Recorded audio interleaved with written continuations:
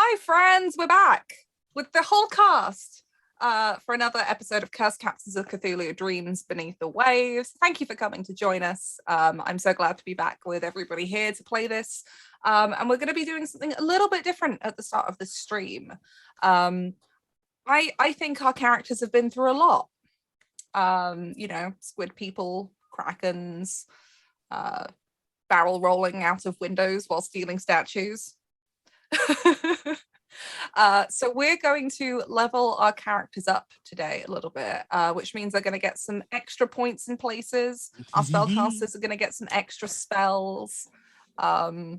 So that's pretty much it. Before we jump into it, though, I want to go around and say hi to everyone because it's been a hot minute.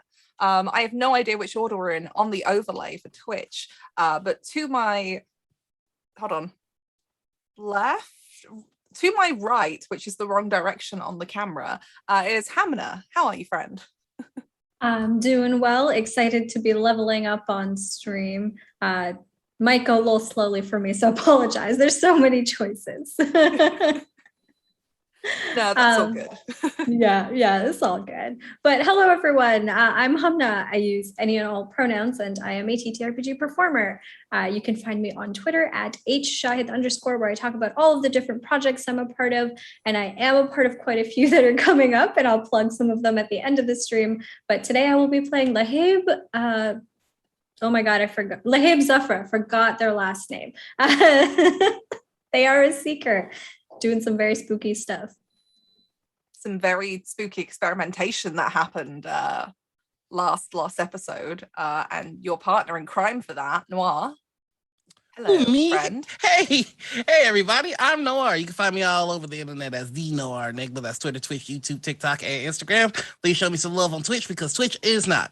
I am playing Papa Sanso, and I'm over here looking at all the new toys that I have to choose from, and I'm very, very happy. Just maybe a little bit too gleeful, I'm worried. There's so many choices. Noir, didn't you just have a big announcement that we should all be congratulating you for? I've got a couple. I've been very blessed. It's just been announced that I am the producer for Rivals of Waterdeep this season. Terribly excited. Also, I am going to be hosting a morning and evening show for Gen Con, all during Gen Con. And finally, we have Morning Ritual Live happening at Gen Con, and our guests are Burrito, Persephonoth, and Latia Jaquise. I couldn't ask for better guests, and that's the show I have with my partner Anita. So it's just a lot of crazy, amazing things happening. So check all that out. It's all on my Twitter. And also the last thing is we got nominated for some Game Her Awards. All that's on my Twitter. If you could find it in your heart to take 2 minutes to vote for me, that'd be awesome. I've never won anything. That'd be pretty cool. Noir's pretty awesome, so you should go hit those buttons. Speaking of somebody else who's awesome, how you doing, Kurt? Oh, I thought you're talking about Belle. Not me, right? No, okay. Hi, everybody. I'm Kurt, also known as Covenant the Horrible Alchemist. You can find me everywhere at that. I'm excited for today. Yes, and scared, and very scared. No big announcements as of yet. Other than I'm sort of streaming regularly, and I'm attempting to be good at Siege.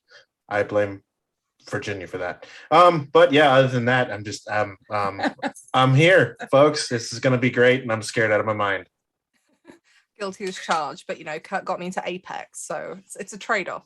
But I think we're gonna have some interesting moments with Bart later on today, now that you're back in Nassau, where your boss is. Yeah. This whole meeting makes me wonder if I'm gonna end up going toughened or not. Maybe, I don't know.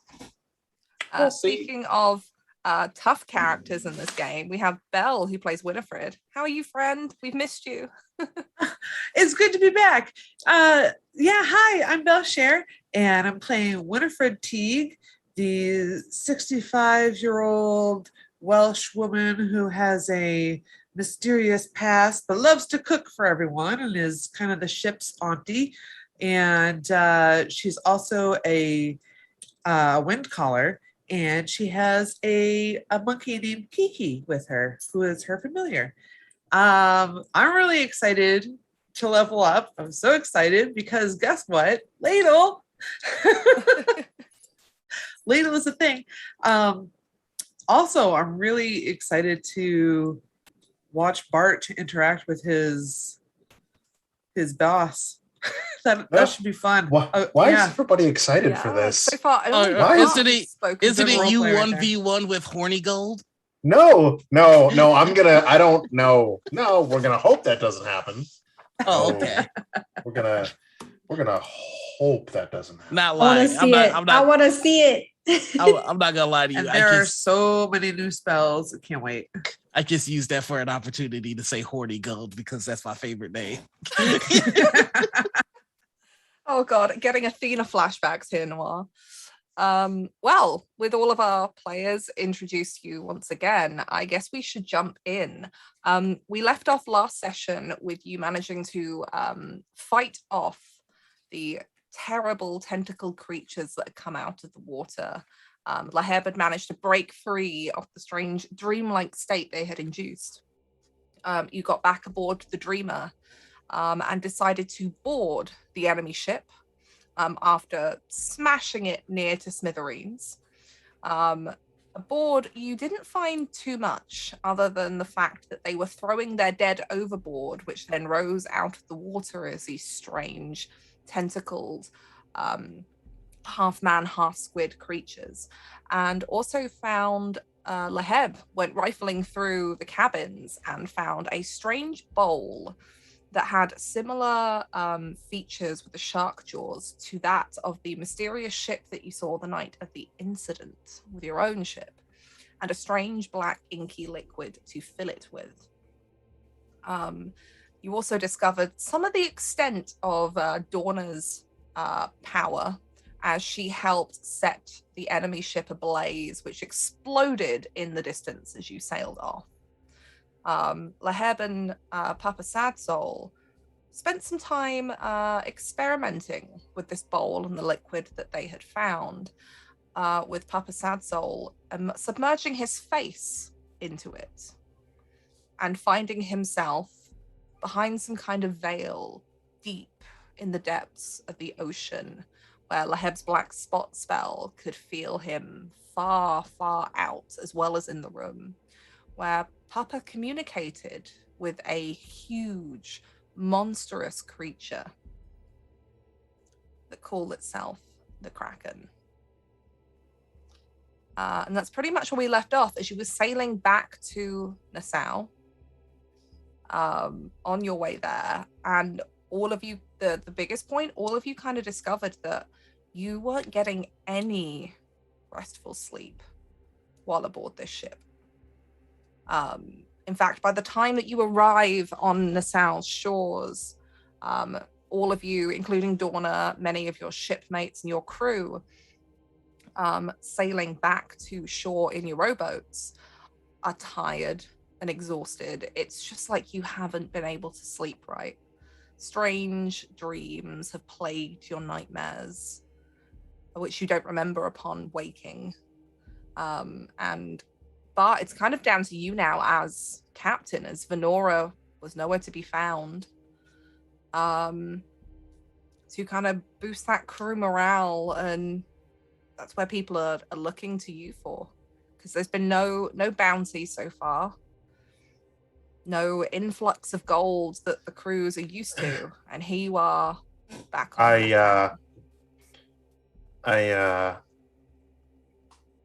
I go to the ship's bookkeeper. Okay.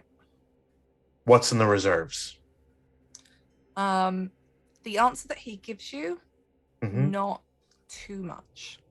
Define enough for your stay on Nassau to, eat and drink.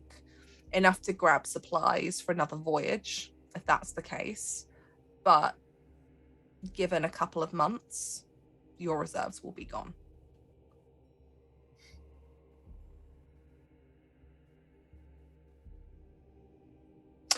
Take half of the reserves outside of expenses, send it with the crew to the brothel. They've got 4 days, and then everybody's got to be back on the boat. And he gives you an eye and rushes off to make that happen. A few of the crew who are standing around, excited by the prospect of,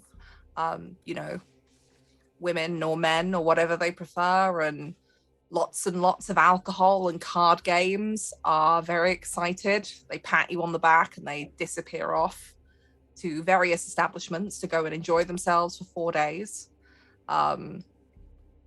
What is everyone else doing as you land upon shore, back on solid ground in Nassau, where your journey had started? I think for Lahib, this is the first time that they have been not on Port Royal.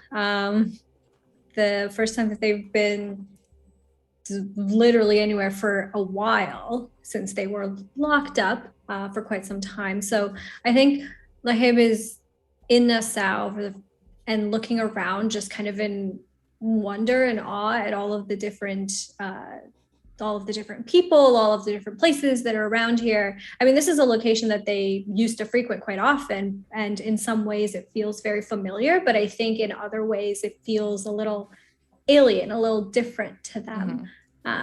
Because the same faces that they see, some of them are here and some of them aren't, and so they're just kind of trying to take it all in, I think, right now.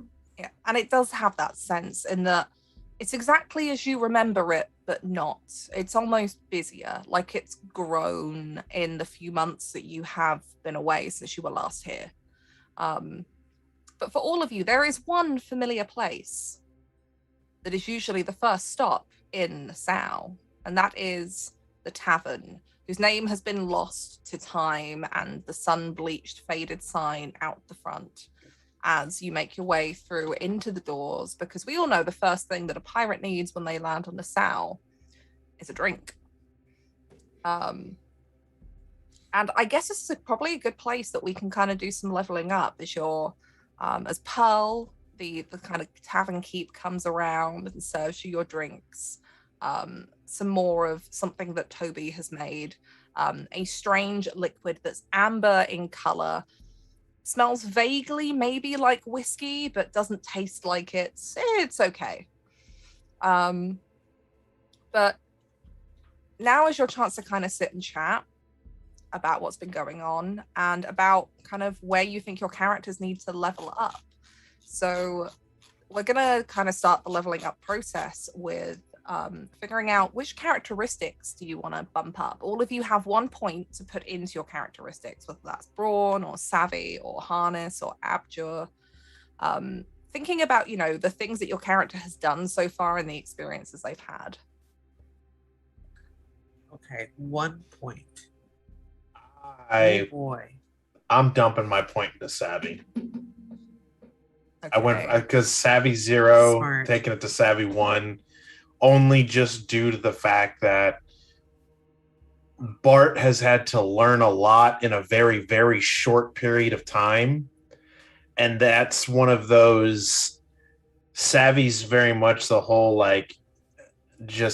it's not studies. He's not learning. He's very much picking it up as he goes. So kind of the life experience, right? Like he's just had a huge culture shock of all of this magic and strangeness. Very much more the whole, is he smart about everything? No, but he's got just enough knowledge to be dangerous.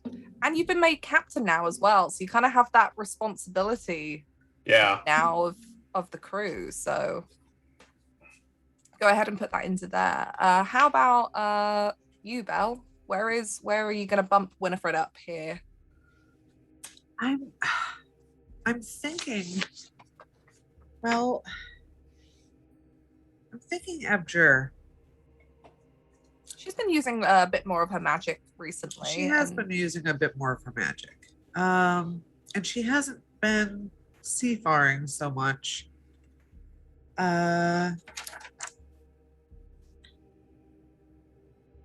I would say Abjure. she's been using her magic more.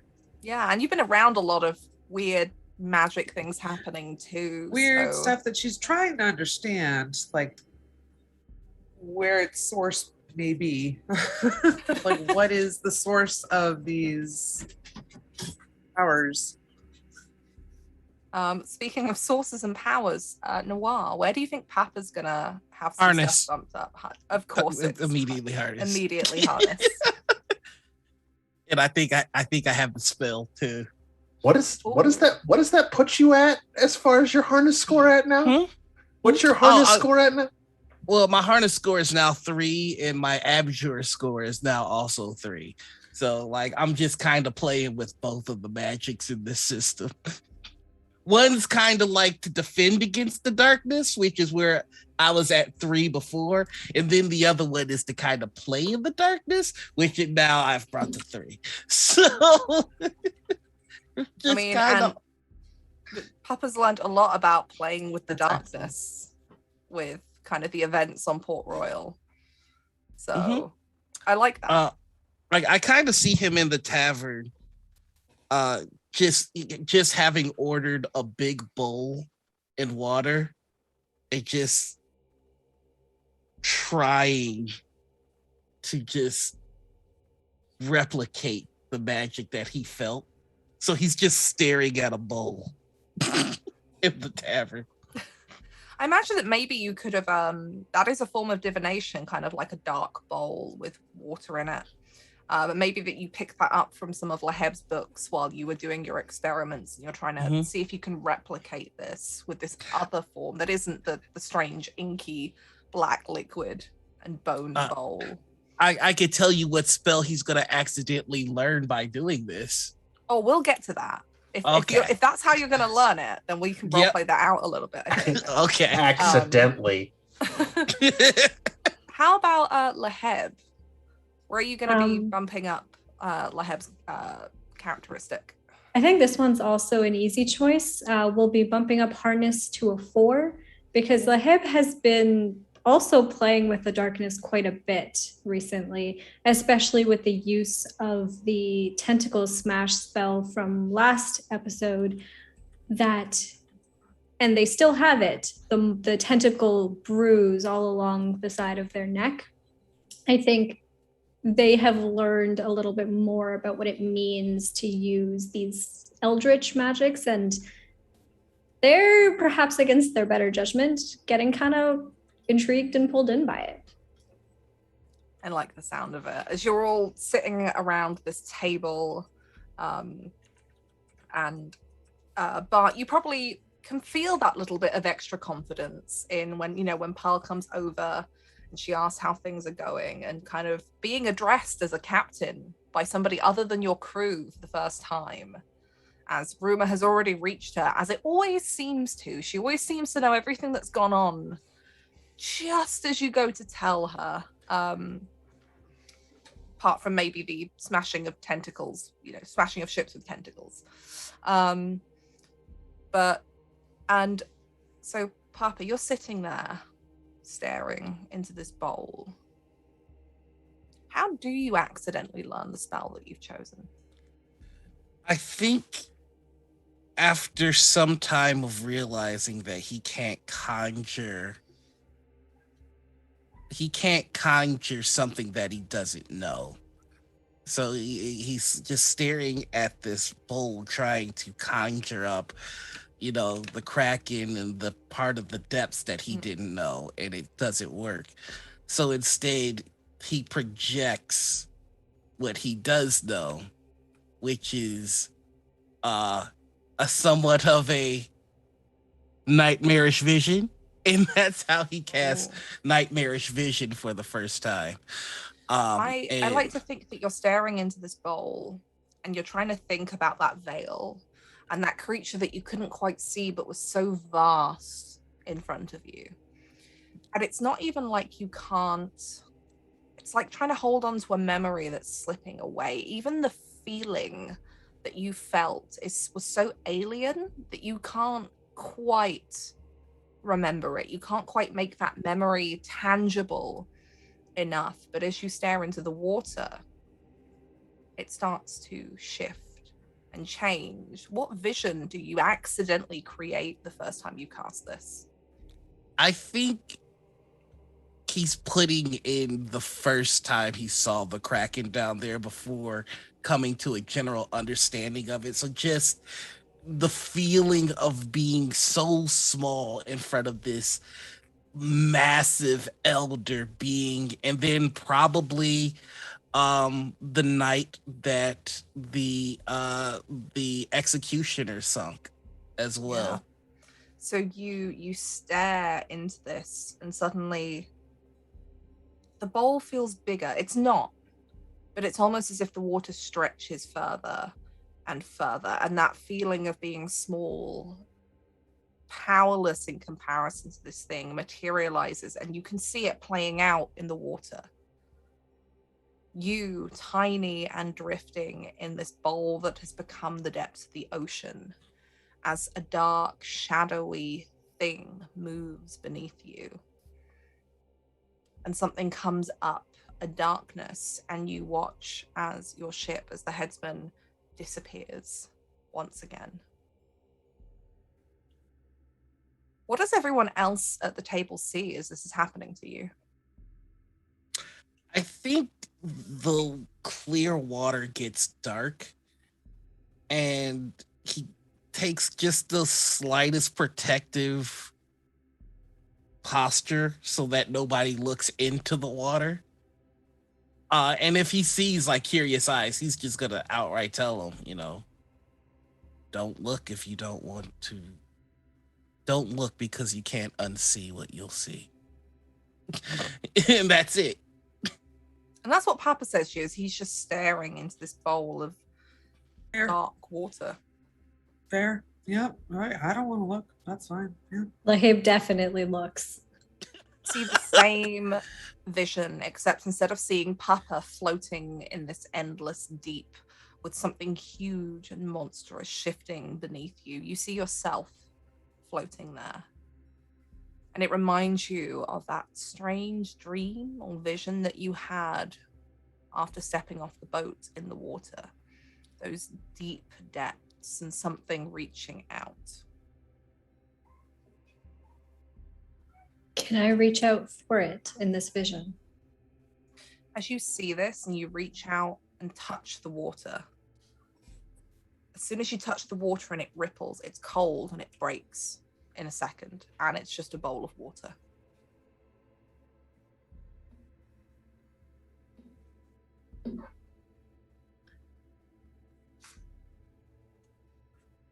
Dare I ask if I see anything? Yes, look. As you're Dare I watching ask? Like, what are you doing over there, Pa? you peer into the bowl,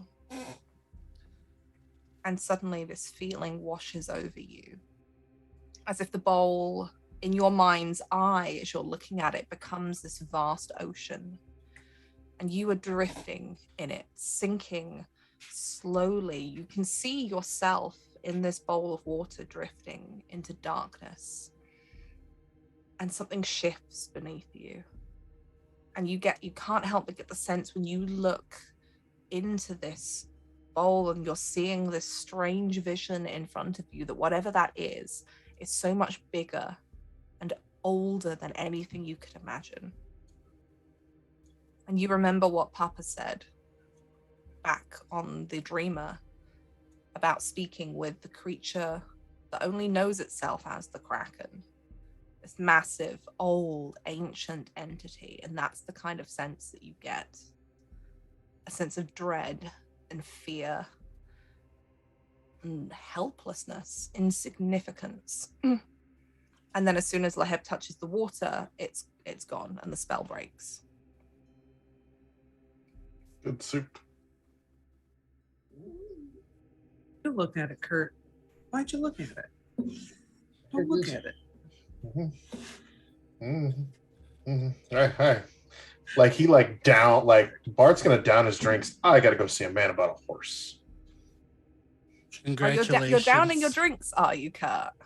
Uh-huh. Okay. I just realized I didn't have my rule sheet up.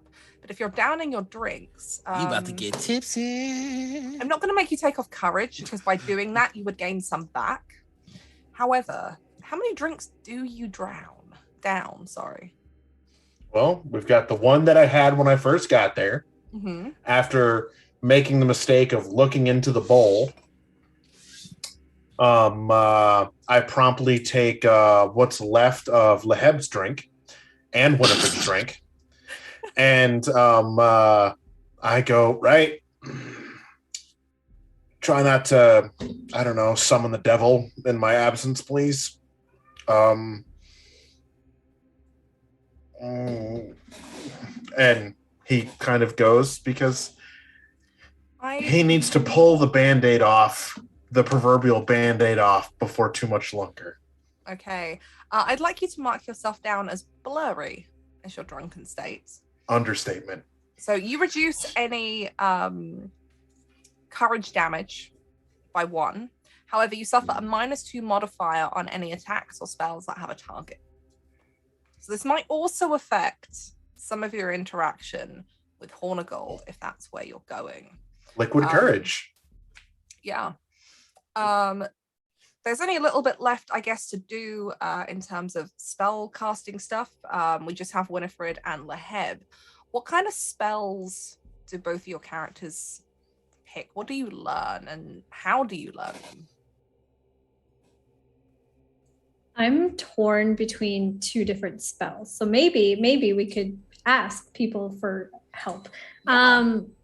So one of them is called Insight of the Other. And you cast it on yourself, takes 5 minutes, and you lose 3 courage points, but you can ask a question of an elder being. The answer has to be truthful, but doesn't have to be complete, a sentence, or even the whole truth. I can take a further 4 courage damage to ask a second question, and a further 6 to ask the third, which would be kind of, I think, in line with the whole thing that Leheb is trying to do with getting more information out of it, especially with now this bowl where we have access to like a eldritch being, the Kraken. I'm thinking that potentially they could use it there. Alternatively, we could also go with Terrifying Aura, which I can cast on myself or an ally within reach. And it basically creates like this terrifying aura, and other non-mythos creatures have to make a check or take courage damage and like can't move closer to me, which I think might go in terms of the way people might react to Leheb now that they've seen what they can do in terms of their magic. So I mean, if you want chat's opinion, I'm sure chat can give us a shout. I think the insight one fits really well, especially since you've kind of had that vision in the water. You were affected by some kind of eldritch magic, and obviously you've now got the bowl, which you and Papa have been experimenting with. I wanted Terrifying Aura so bad, but I didn't have a point of savvy. All right, I will take let's take Insight of the Other. Let's do that. Okay. I think that one's going to be a fun one coming up. I'm interested to see when Leheb uses it for the first time, if they know that they've learnt this, or if it's something that just kind of happens and you realize you have the ability to do.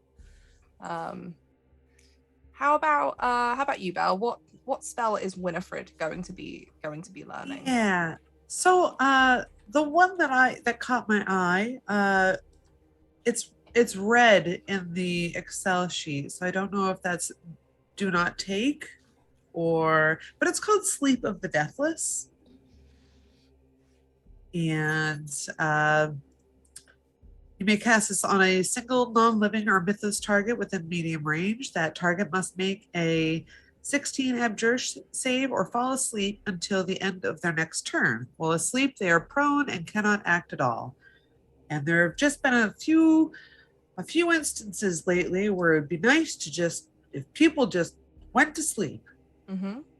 And that's also something that I believe Papa can cast as well, which is kind of cool. So I like the idea that maybe on that ship when it was happening, with Dorna, maybe that was something that you kind of learned or innately picked up on through your kind of innate ability as a spellcaster. How do you picture Winifred kind of understands this power? Well, she's not sure. She feels like it has something to do with just, I mean, the sea granted them to her, no doubt. I've got a suggestion if you want to hear it. Oh yeah, go for it. Papa keeps stealing your stuff, like for his rituals and stuff, like spoons and stuff. And I think you might have taken something from him that gave you that spell. I like because that's true. In the very first episode, Papa was stealing kind of like tin pots and all the silverware is missing. All the silverware is missing. What is it? Between the two of you, then, what is it that you recover that was once yours from Papa that he's kind of stolen somewhere from the ship's galley, and you've just got it back, thinking, this is mine now, that has given you this ability? And it's, it's been used in one of Papa's rituals, but you didn't know that at the time when you recovered it. Maybe she was digging around in her pot, and just, there is stuff in here that I didn't think was in here before, and there's maybe just a simple wooden spoon. It just looks very simple and just very nothing necessarily ornate about it or anything, but this is a good spoon, so that's her spoon now, and she carries it with her everywhere. I'm guessing that Papa maybe returned that at one point, not realizing. I think Papa's been looking for it, like, where did my ritual spoon go? maybe that will come up at some point then, when Winifred pulls it out and Papa goes, there it is. Okay. Why does the chowder taste so funny? I put some of my leg wood in that spoon. Oh God. Oh. So all that's really left is to all of you to pick a skill, because that's something everybody gets. Bart, unfortunately, is not a spellcaster, so he doesn't get any spells. And then to increase your health and courage. So if we do the skills first, what skills would you like to take, friends? I took ship handling because it made sense. Okay. So your new position as captain is kind of, Well, I was more along the lines going with the idea of the very, a la 1930s freaking swashbuckler movie of cutting the rope and swinging across. So I'm like, yeah, that makes sense. Let's just go with that one. Is that because when you got back, you were like, oh, that's what that rope did? Now I've cut it. I know what it's dropped. I wondered what that was there for. That's what it's there for. Always make sure that rope is to hand. Somebody replaces it every time in preparation for Bart jumping across. New occupation for the cabin boy. Noir, what skill are you taking for Papa? Oh, we get a skill as well. I thought the skill was like harness. That's your characteristic points. Ooh, that means I get more goodies? You do. Sorry. There's a skill list there, Noir. You get to pick one from it. Do you want to have a look? Oh, wow. Yeah, let me okay. Like, and that's the stuff like the in tune with your surroundings and stuff like that? Yeah. Oh, I thought I could only like either raise my skill or okay, yeah. Give me just a second. I'm sorry. No, you're good. You're good. Has anyone else picked out a skill that their character's going to be picking up? Hamna? Yeah. What's Laheb getting? Laheb is going to take fast comprehension, which gives me a reroll on checks to understand writing, languages, speech, or complex systems that I'm not usually familiar with. And I figure that the reason that Laheb maybe gets this is because they've been studying the writings, these engravings on the statue, on the little weird stone thing that we found. So I think maybe they've gotten a little bit of a knack for understanding these weird scripts.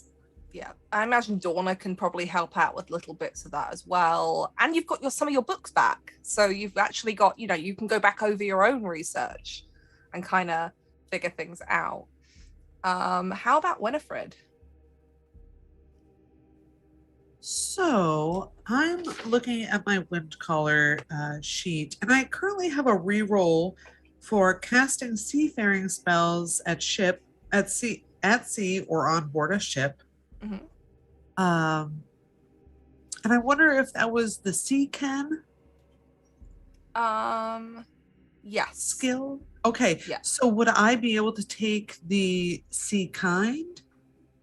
Because that requires the sea can skill, and yeah. it kind of boosts it up a little bit.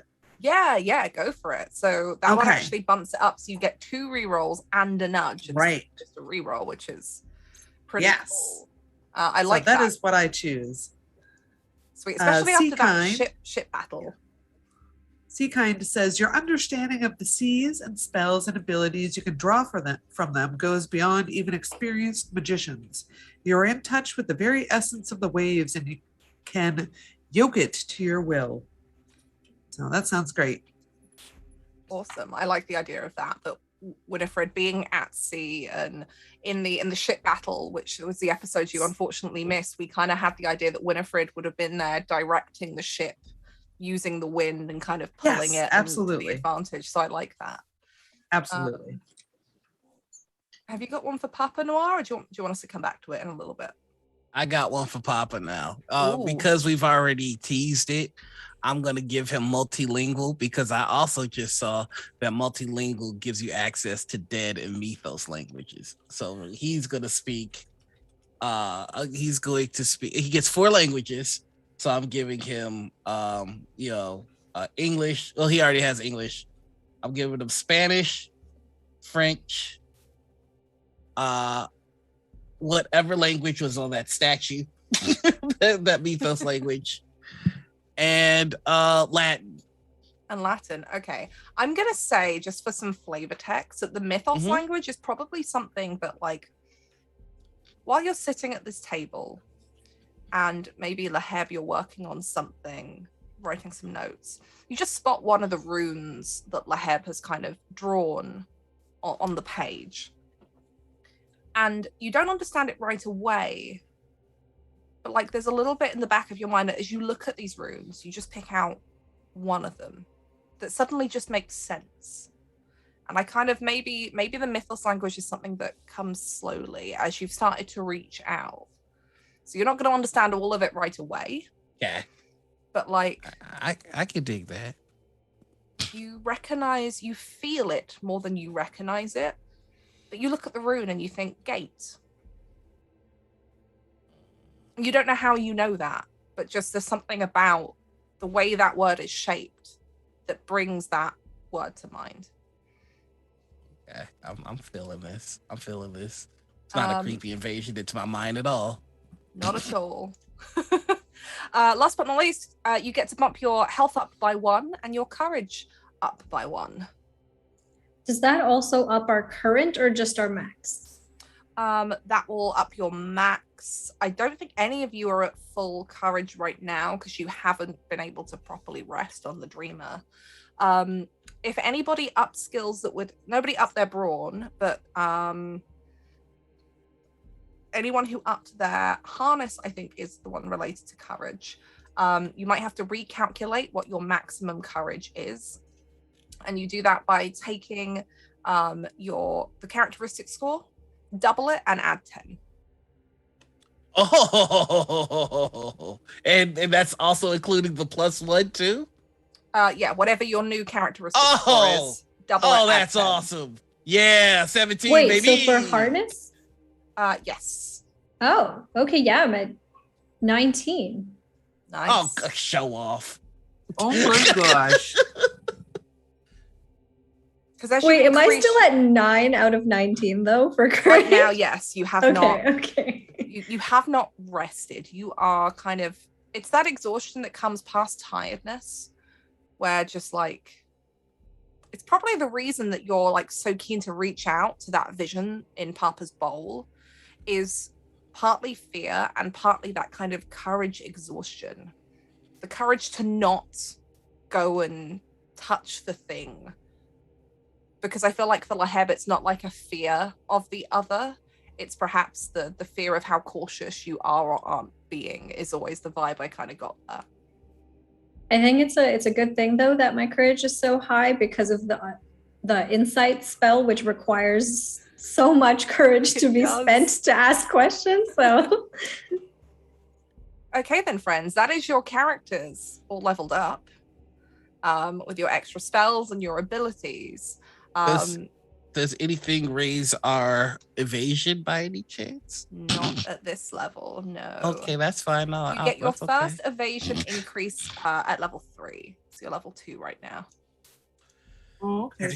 That's fine. Yeah, okay. But Bart is partly stumbling his way out of the tavern, leaving all of you there, Papa and Laheb, looking at this strange bowl, and Winifred being somewhat aware that something has changed, something is different, but all of you exhausted.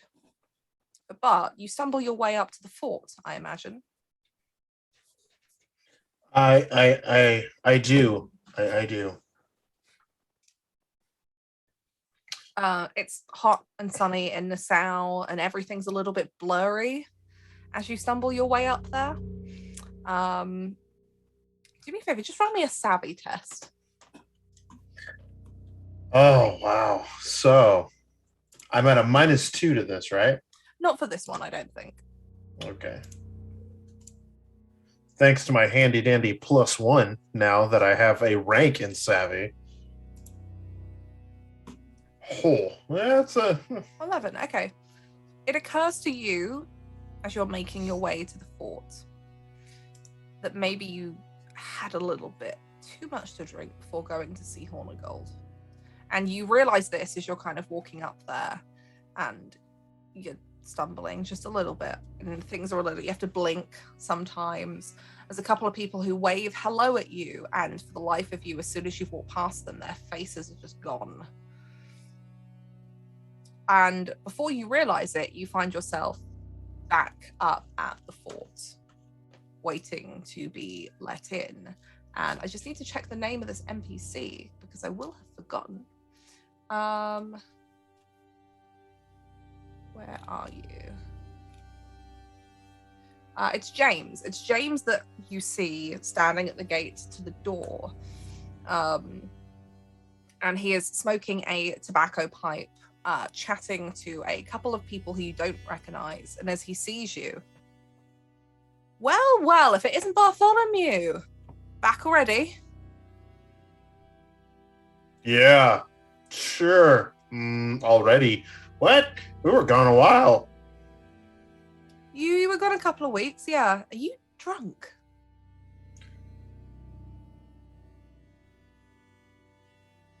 From certain perspectives, maybe, perhaps, but not at the moment. No, I don't think so. He kind of gives you a smile and there's a laugh, and he looks to the other two crew members that he's talking to, a younger woman and a younger man, as he goes, well, go on, off with you then. And they kind of disappear off. I was like, suppose you're wanting to talk to the big man then? Yeah, he kind of said that it was one of those, do as I say or else. I mean, he is kind of the boss, and I definitely wouldn't pull that get up in front of him, but so what happened then? What is it you're doing? I tried getting it out of him, but he wouldn't tell me anything. You really want to know? Yeah, I want to know. Really want? Yeah. Come here. What is it? Has he got you working on a prize now that Valaire's fucked off? No. We're hunting sea monsters. And he just kind of looks at you blankly. Sea monsters. You know krakens are real? Are Like you hunting bloody sea monsters? real. Like crack a ship in half real. Look, if you can't tell me what it is that he's got you doing, that's fine. But don't try and give me sea monsters. James, would I lie to you? Probably. You're a pirate. Honor amongst pirates, Pirates, yeah. No, I'd only lie to you about money. That's it. I mean, I'm not gonna lie to you about this. I mean, what kind of crazy? I mean, come on. On a plus side, I Could got be my own about boat. money. I don't No, know how much one of girls paying you. I don't think he is. And I'm pretty sure he's about to take the boat that I just claimed for myself. So we're about that too. Boat you claimed for yourself. What are you talking about? Yeah, You captured a prize? we'll call it that. And he looks over the fort wall to where some of the boats are docked further out. Well, which one is it then?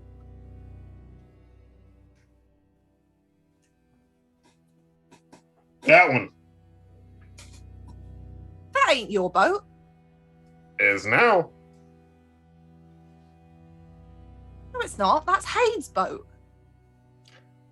It's my boat now. You're the captain of the Lady Silence. Yep. Do you want the job? As you realise that you have pointed at the wrong ship because in your slightly drunken state, these all kind of look the same. They do. No, wait. No. The next one over. That's the ship you left on. Yeah. Did you mutiny your captain? Nope. There's monsters in the water. Are you really trying to convince him of this, that this is the truth? Yes. Go ahead, Very make much me so. make me a savvy test. You are going to take that -2 penalty, though. Okay, I will happily. So roll your dice and we'll -2 off of it. Okay, all right. Roll. Still 14. He looks at you for a second concerned. Listen. When these mercenary merchants, we shot them, all of them, with the 4-pounders, the 8-pounders, the forward guns, the rear guns. We blew them all off their boats, and then they fell in the water. And then 10 minutes later, they started crawling up the sides of the boats, and it had looked like their head had been replaced with an octopus coming out of their faces. As you do the thing, he like jumps back for a second as he's looking at you so intensely. And our pistolier of a captain was nowhere to be found. The ship was in disarray. And I made the mistake of saying, just do what I say. I'm the captain now. Worst mistake of my life. And now I've got 3 people who can bend the elements to their will and a very creepy lady on that boat that all now call me captain. And now I've got to go talk to Hornigold to try and figure out what happened. And also to let him know that Jennings may not be a problem for a while. You have news about Jennings. He's going to have some news in a little while. Well, he'll like that. Especially if it's bad news for Jennings and good news for him, but... News is, there's another boat.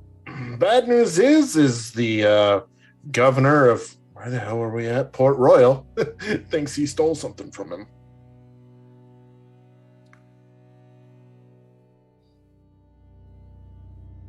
Okay. So he sent you out on some strange little quest, and now you're bringing a load of shit back to Nassau. Is that what I'm hearing? Involving sea monsters, stolen objects. You know, you can grow stuff out of a load of shit. I'm pretty sure that this is just gonna like kill everything. Well, Big Man's upstairs, and he looks visibly perturbed by what you've told him, and is trying very hard to brush it off. And he swings the door open, and you can make your way up to the little higher top bit of the fort where Hornigold hangs out. I literally like fish around like in my coat, right? And I go, oh, here we go. And I pull out like a key ring, And I look at him and go, James, I need a quartermaster. Here you go. And I slap the key ring in his hand and keep walking. You go to slap it in his hand, and it kind of like half hits, clatters to the floor, and he picks up the keys.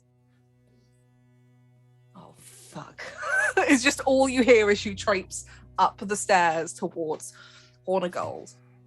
And as you go up, you head out onto the kind of the outdoor area first. And you can see the chair where Horn of Gold usually sits, so he can overlook from the fort out over to his ship and to the docks and down upon the little sandbank that is essentially Nassau. You can see the usual books and writing papers that are out here, but he is not out here. And you wander down a little further and pull yourself into one of the rooms up here, knocking on the door first. And that's where you hear his voice. And you head inside, and in a room lit mostly by sunlight, but with a couple of candles on, you imagine, just to brighten the dark corners. You see Captain Hornigold sat at his desk writing away. And he looks up. Oh, you're back.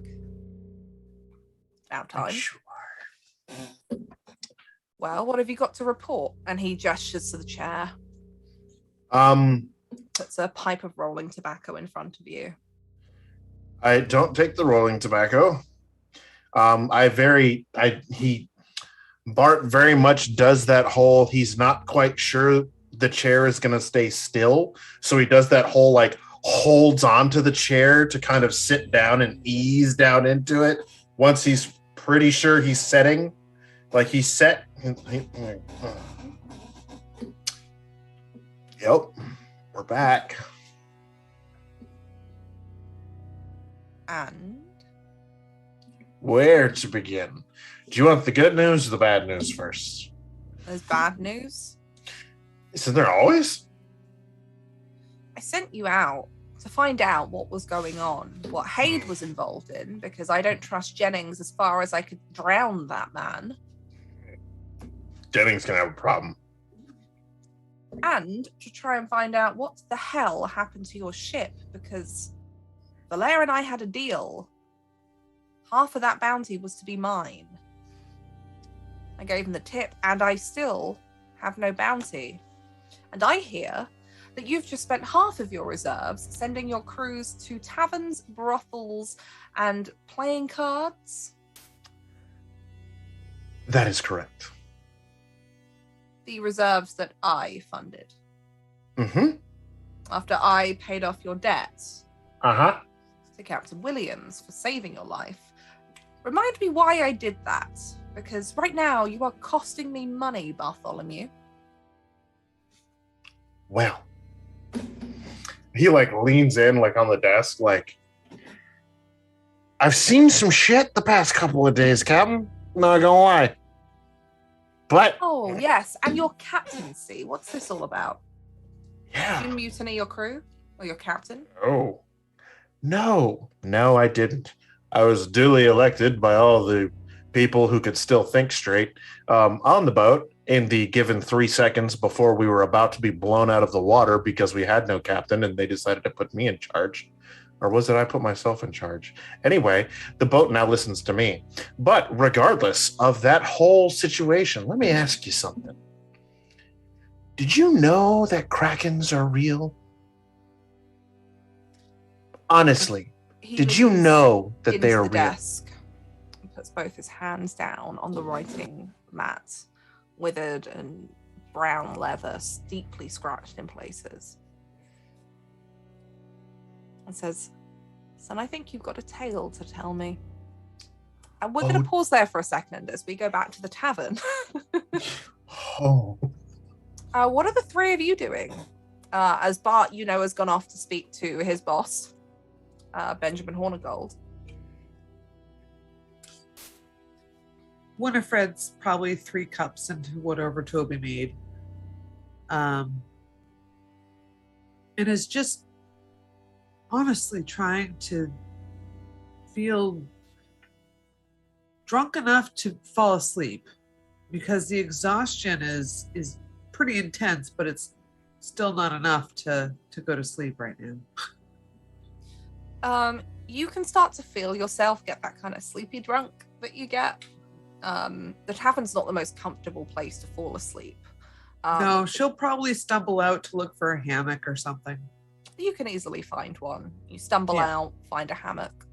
And if you get a good few hours sleep, you can fill up your courage points again. Oh, okay. All the way to the top. Kiki keeps guard as she sleeps. How about Laheb and Noir? Laheb and Papa Sadsol? Papa's focusing on trying to understand the language, and also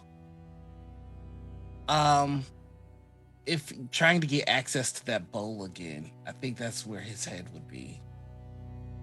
Well, the bowl's on the ship unless you brought it to shore.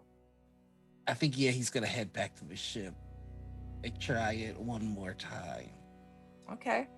How about Laheb? I think Laheb is trying to similarly understand the script that is on the black stone and the statue, consulting their books, their notes, all of their studies, trying to pinpoint maybe like specific linguistic patterns or anything that might help them understand more of what's written on both of these items other than just relia. Okay. Or relay. So Papa, you start to make your way back to the ship and row yourself over to collect the bowl. Did you want to do that kind of ritual on the ship, or did you want to come back to land? I think since everybody's on the on land, he's gonna like take this opportunity to really be reckless on the ship by himself. Okay. In which case, we will come back to Papa in a second then. As Laheb, Gotcha. you're now in the tavern alone. Winifred said something about going to find somewhere to sleep. And I imagine that Papa just gets up and walks off because that's what Papa does without really much explanation. Or if there was one, something creepy sounding. So you are alone at this table in the tavern now. You can spread your papers out over the slightly sticky tabletop. And why don't you go ahead and make me a harness test or a studies test. Either one is fine. As you are trying, I imagine you spend a good few hours sitting here trying to piece more things together. I got a 22 for a harness test. Okay, question about rerolls. If I reroll, do I have to take the second roll no matter what? I think you choose how many dice to reroll, but yes, Okay. you do have to take the new roll, essentially, the new total. I am going to reroll one die if that's cool. Yeah, go for it. So let's just roll 1d6. Replace that 2 with a 5, so 25 now 25. instead. You sit there. You're not quite sure how much time has passed because it's really sunny here. You can still see it outside, but you realize quite how much you've just been writing and noting and doodling. And a couple of things come to you now that you're away from the ship, which has felt so draining, and something about being on land again is just much more comforting. But the black stone, the lines of text that appear in this mystery script, where you've only ever managed to make out the word relay, you notice has got a pattern, as if the text is repeated in places. And you realize that this is probably the same inscription over and over again, patterned into whatever this was. And you find fragments of it where it's broken and you don't have the full phrase. But you get the idea that this is definitely decorative in how it's been carved. The script is very finely carved. The repetition of these words indicates that this is not something that is informational, but perhaps something that has been placed there either ritualistically or for some kind of visual reason. It's not there because it's telling you something. It's repeated as if it's some kind of motif, as if it's been used like almost an artwork itself. The language doesn't make any more sense to you than it did before. It's not like you've suddenly learned how to read it. But you definitely get the sense just from picking out bits about it, fragments that you can research and correlate with other materials that you've had, that Relay is probably a place, probably looking at like things that have been identified as the closest thing to vowels or like nouns. This is definitely some kind of noun. It's talking about a place or a location is kind of what you get, and that's where you're pulling fragments from, is that you now understand that this one word you do have is a place. So this repeating, potentially ritualistic text, I think makes Lahab think back to their time in the cell on Port Royal, and how when people were taken away in the middle of the night and then brought back, there were some people who began repeating something to themselves over and over again. And at the time it was described as like a prayer of some sort. Would I remember any details about what the words or contents of that prayer might have been? There were lots of talks. Lots of it was speaking of dreamless sleep or deathless sleep. Lots of repetition of things about being shown something by the prophet or by the priest. Things reaching out. Something that lies dead and dreaming. What the kind of fragments that you got within this kind of garbled, repeated, panicked, hysterical speech that you would have heard. I think at this, the Hib kind of has like an idea forms in their head, and they quickly pack up all of their papers and their books, and they take the black stone with them, and they head over to the shore, but not necessarily like the port where it's very, very busy, but just a spot on shore that is relatively secluded, where they are going to try some stuff. Okay, and that's what you do. It's not too difficult to find somewhere like this. You do have to walk for a little while and get away from the kind of city centre-y area of Nassau in that sense. But you find a place where pretty much there's a couple of people fishing a bit further off down the side. This is a place where lots of the people who just live on Nassau, who don't necessarily travel as such, might come here to do woodwork, or so it's mostly abandoned unless someone's doing something here, like repairing a small fishing boat, or but you can find a quiet place down by the shoreline to set up.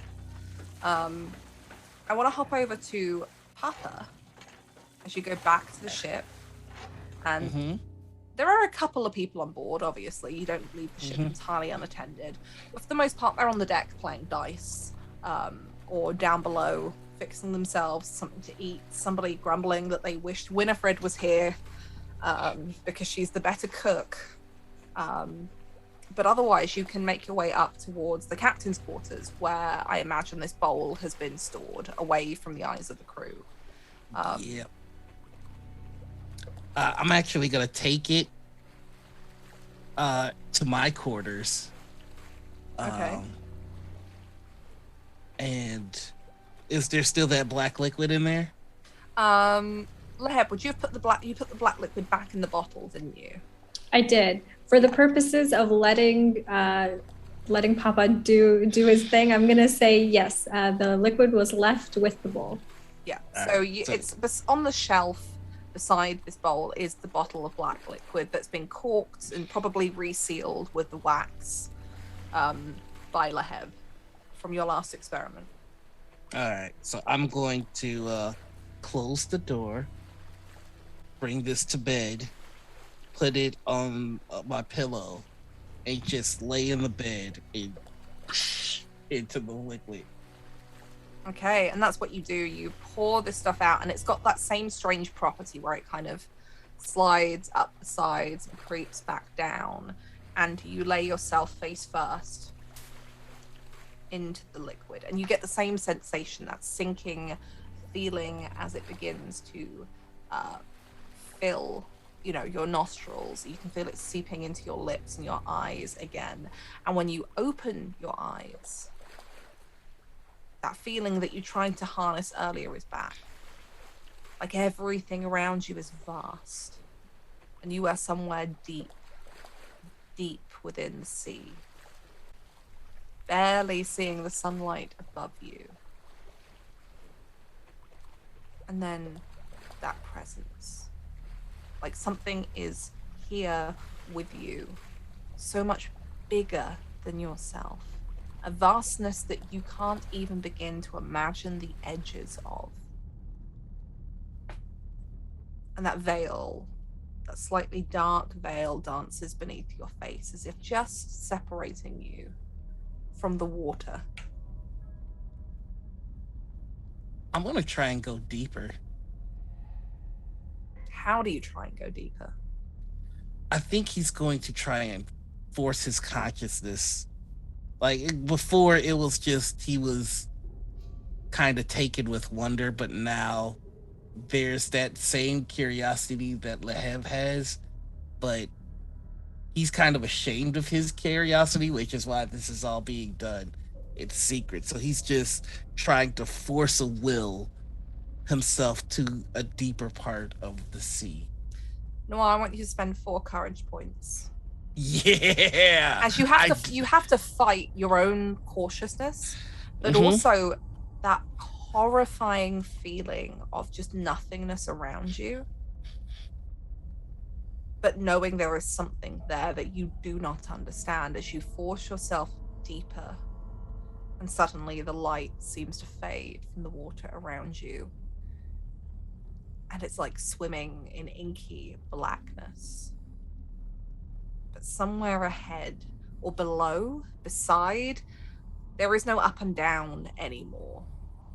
You don't know which way you would have to swim to reach the surface.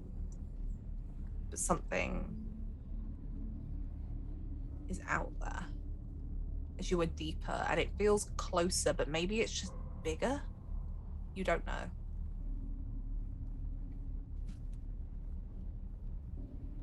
I've entered your home. I've entered your domain. And I give myself to whatever welcome you find suitable. You don't feel anything in return, but the presence is there.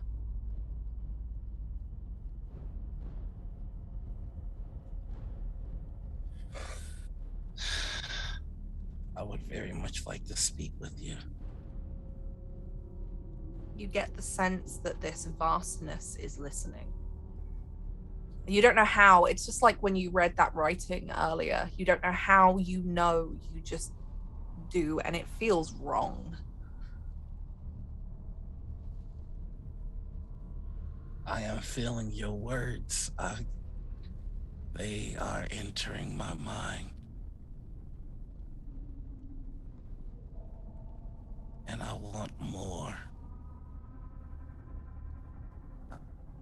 I want Awake to understand. is the feeling you get. I am awake. Do you not wish to be? I wish to be. But it is still dreaming. My master is dreaming. Who's your master?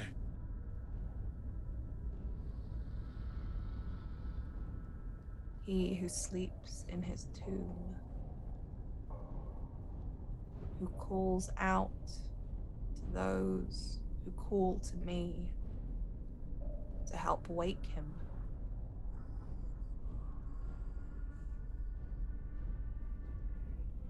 Will you help wake him?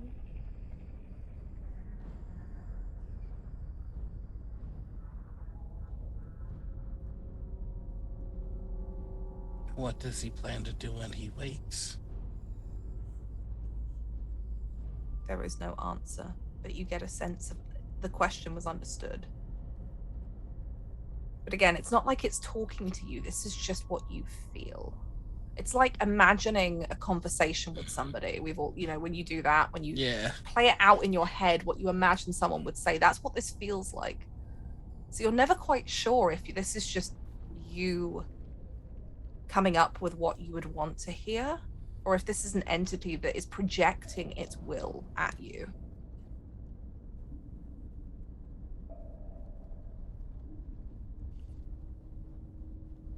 Well, if anybody's being forced to sleep, I don't think that's right. So I'll do what I can to help. They're being transgressed upon.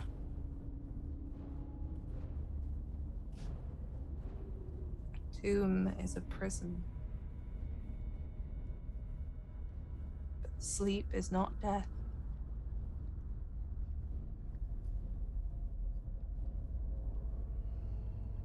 And I serve the masters that serve him.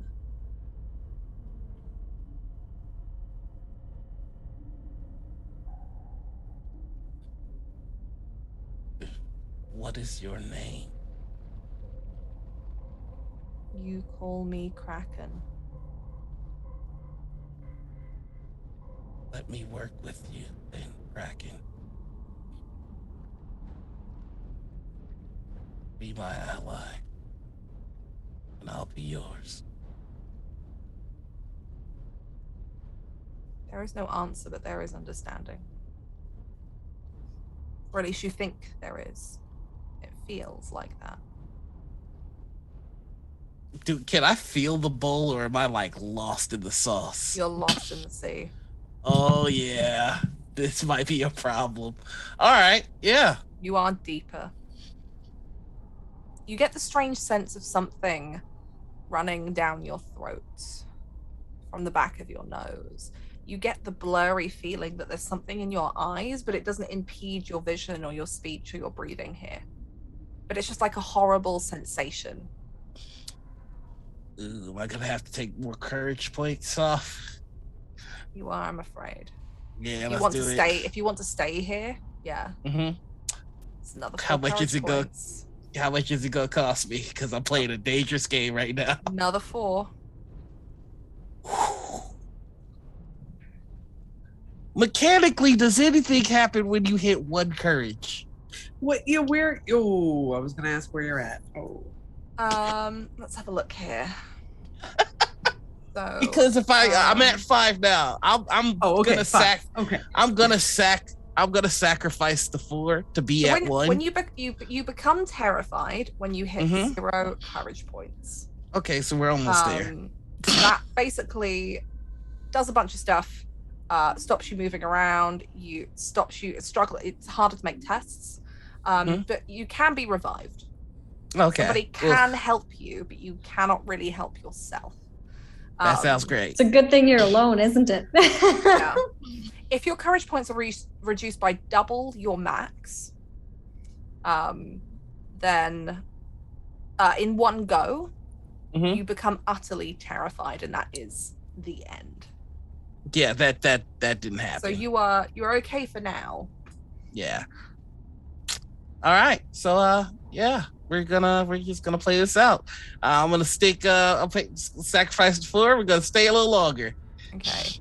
And this Well, ability that takes this deep breath, and it's not voluntary, but that sensation that there is something in your throat, in your nose, covering your eyes, is still there. But you can push through how uncomfortable it is. He's just gonna ask outright, "What are you doing to me?" I'm doing nothing to you. You are so far from me.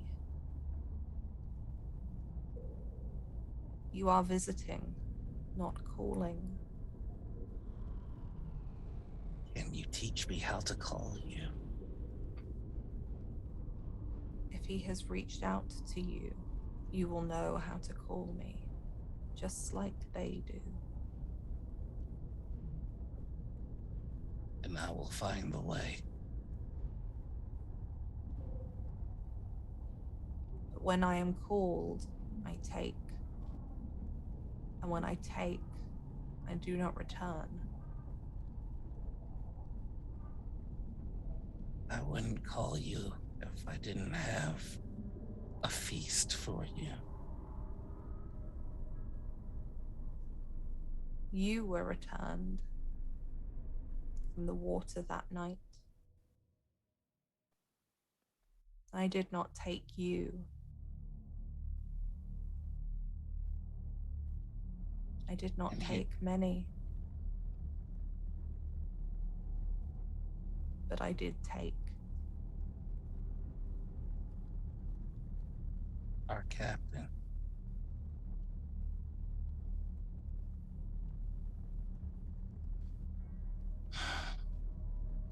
I see. I think I understand you now. The bounty was gone. I took but did not receive. I failed. And they have not called me since.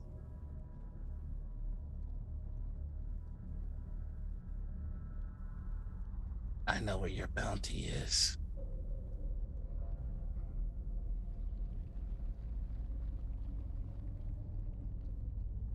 Silence for understanding. And the ones that called you failed. You consumed, but you did not feast. I did not consume. I take. But I did not receive. And the key is lost. Not lost. Misplaced. The ones that called you wasted your time.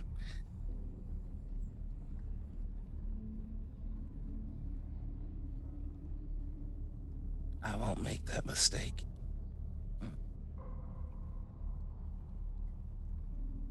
Well, make me a harness test, please. Ooh, I'm glad I increased my hardest. Okay, here we go. First roll of the night for me. I'm scared. All right. Harness is a +3 now. Woot woot. The roll is what made you scared, not the I'm gonna feed everybody, the rest of my party members to you. That has no bearing whatsoever. I never said I was gonna feed my party members. 16? I'd like you to lose another 4 points of courage, please, Noir. So what happens mechanically when you're at -3 courage? You are considered to be terrified. You are so affected by the condition that you are barely able to function, but you can still respond to basic stimuli and perform simple actions. But for the purposes of this, right now, you cannot pull yourself away from this. Your sense of knowing that you are lying in bed in the bowl is gone. As far as you can comprehend here, as this thing talks to you and as this warps your mind, is that you are here in the ocean. Well, I didn't plan for this to be a heel turn, but it might be going that way, folks. Oh no. As you listen Okay. to this creature speak, and it tells you it needs the key, and it teaches you things. One thing in particular, how to summon it, how to call to it like they did. But right now you are lost, with no understanding of what the key really is, just that there is one. This key to this tomb where its master sleeps. That's really cool. I'm so sorry, everyone. You are. It's not like you don't have to turncoat. That's not it. But you are just like so caught up. I know, but I mean, it's right there. You are so caught up in this feeling. And it's not like the good kind of feeling. It's not like, this is great, I'm talking to a kraken. It is fear. It is the inability to leave because you are afraid of what happens if you do. You are afraid of this vastness because as far as your brain is comprehending now, as far as your mind can make out, you are here. You are not in bed. You are not on the ship with your face in a bowl. You are here with this vastness that could just reach out and make you disappear. So you have to stay. You have to listen. Absolutely. Can I tell y'all what the motivation of this was? It's because the spooky witch was kind of like flexing that she could summon the Kraken, and Papa was like this much jealous. So oh no, my gosh. So here we are, baby. Let me get this straight. Papa went, I'm jealous of a god, and went, I'm gonna do what they can do. Yeah. Yeah. There's no such thing as gods. It's just cowards and strangers. You are now essentially, for now, trapped. Yep. In fear, too afraid to leave, even after this entity stops speaking, because it's there. I'm and one its with the presence sea is now. threatening. I love it. So we're gonna hop over to Winifred. You wake up boy from a restful nap. Oh, For cat's sake, we're playing timey-wimey here as these things kind of go on concurrently and spread out. But Winifred, what would you like to do now that you are awake? You're rested. Like you really feel rested for the first time. Finally. Well, I'm gonna go get some supplies, some food, and some stuff. I know. Would Winifred know that the ship's reserves are kind of in question right now? I mean, I imagine that she's you been would. around. Yeah. Yeah, she can you see can the signs. probably tell by how the crew were spending money. You do know, like everyone else would, that Hornigold basically kind of helped fund some stuff. Haid gave you the ship, but it was Hornigold that somehow, for some reason, was willing to, get you cannons and get you supplies. So if you wanted more supplies, Hornigold would probably be the man to talk to. Well, she was going to use some of her own reserves to buy some good meat and some fruits for the ship. Okay. It's easy enough to do. You can definitely do that. But if you wanted kind of large stores of stuff for another long voyage, the reserves of the ship at least wouldn't cover that. So you would have to go and talk to Hornigold. Nah, she doesn't. Well, she is kind of curious. Bart has been gone a long time as well. Bart's been gone a long time. Everyone's kind of gone in their own direction. Yeah, if you head back to the tavern, Laheb is no longer there. Papa is no longer there. Bart is not back. She just on her own with her own money. Whatever she's got in the pot, she's gonna start using it because she's driven by this needs to get solved. They need to figure out what happened to the executioner. And if that means going back out to sea, then we've got to be ready to go back out to sea. So you can also go and see Haid, who you were supposed to be going back to update. Right. She was willing to kind of give you some. She gave you some supplies as well. Okay. Obviously, she lent you the ship. Okay. Reminded of that, then I'll go see Haid. Okay. I assume she's in her quarters, maybe? She is aboard. You ask around and see if anyone's seen her, and you find out that she is aboard the Lady Silence, her ship. Okay. And you row out there and climb aboard the deck, and immediately stopped by a number of crew. What's your business here? Oh, just here to see the captain. And they look at you Lady? wearily. No harm. Just to talk. And as you say this, you spot a familiar figure walking across the deck who spots you. And this is Coinpurse, Richard Saxby, the quartermaster of the Lady Silence, who goes, "Oh, leave her Saxby. alone, lads," Oh, and kind of raises a hand. Comes up, gives you a big old handshake, pulls you into a bit of a hug. You're back already then, I see. Yeah, yes. The rest of the crew are handling their own matters. I thought I would try and get some resupply going. I was looking to speak to the captain or yourself to see if we might get some supply coinage from you. Supply coinage, not supplies, I see. Well, don't blame you. Well, supplies would be good too. I mean, anything you're looking to throw in to help us out, that would be great. Gonna be honest, the captain has not been in the best of moods the last couple of days. Right. If you've got something to tell her, maybe that'll make her a bit more willing to let me open me old coin purse. Yeah, I got nothing.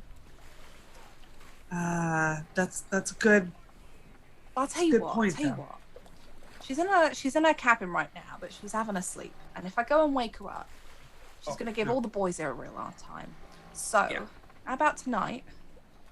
We that tavern we first spoke in.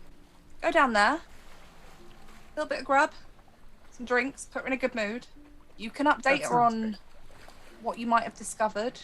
Did you find that sea witch at Port Royal? Did you bring her back? Yes, we did. Bring her with you. I'm sure the captain would like to speak to her. Good. Yes, absolutely. That's very, yes. Yes, you're saying words, Winnie, but your face isn't really matching them, We've got some things to update her on, yeah. But you broke her out of jail and you've got her, right? Yes, we broke her out of jail. Yep. Donna is still with you, by the way. She's still around. She's on the island somewhere. She's somewhere. Well, your crew. I'll get Jugs and the captain. We'll go down, have some grub. Great. Bring this sea witch with you. I'm sorry, I don't know her name, but you can tell us what's been going on. We've had a little bit of news too.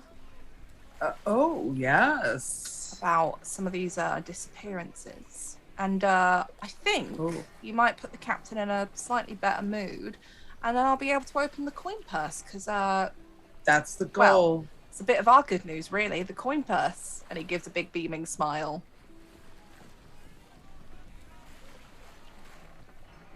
Sound good to you?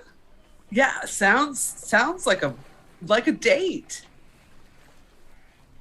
Oh, well, I mean, if it's a day, and he jokingly slicks back his not altogether kind of slightly losing brown hair and pretends to straighten his jacket, and he's clearly she reaches forward and just rubs a little bit of dirt off his face. Oh, yeah.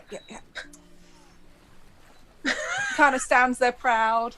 Somebody else just shouts an insult at him immediately, like friends do. He's like, "You shut up there." You shut up. You come here.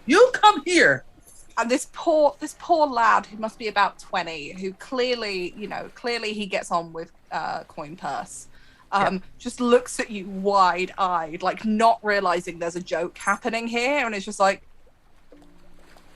and just runs for it down the deck. That's right. That's right. As soon as he's gone, That's right. Coin Purse is pissing himself laughing. Good. Oh, one of these days they'll learn. They'll get the fear of God in them, or the fear of something in them. That's for sure. Yeah, we've got a lot to talk about. I'll see you later tonight. See you later tonight. Yeah. And you are helped back down into the rowboat. He sends somebody to row you back to shore. Oh, so nice. And back on shore, we're going to go back round to Bart, as Hornigold has lent in, saying that you must have a tale to tell him. And the look on his face is one of interest, curiosity, but you recognize the dead-eye seriousness as he leans in. This is not the look that James gave you outside.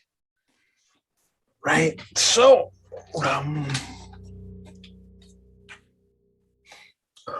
you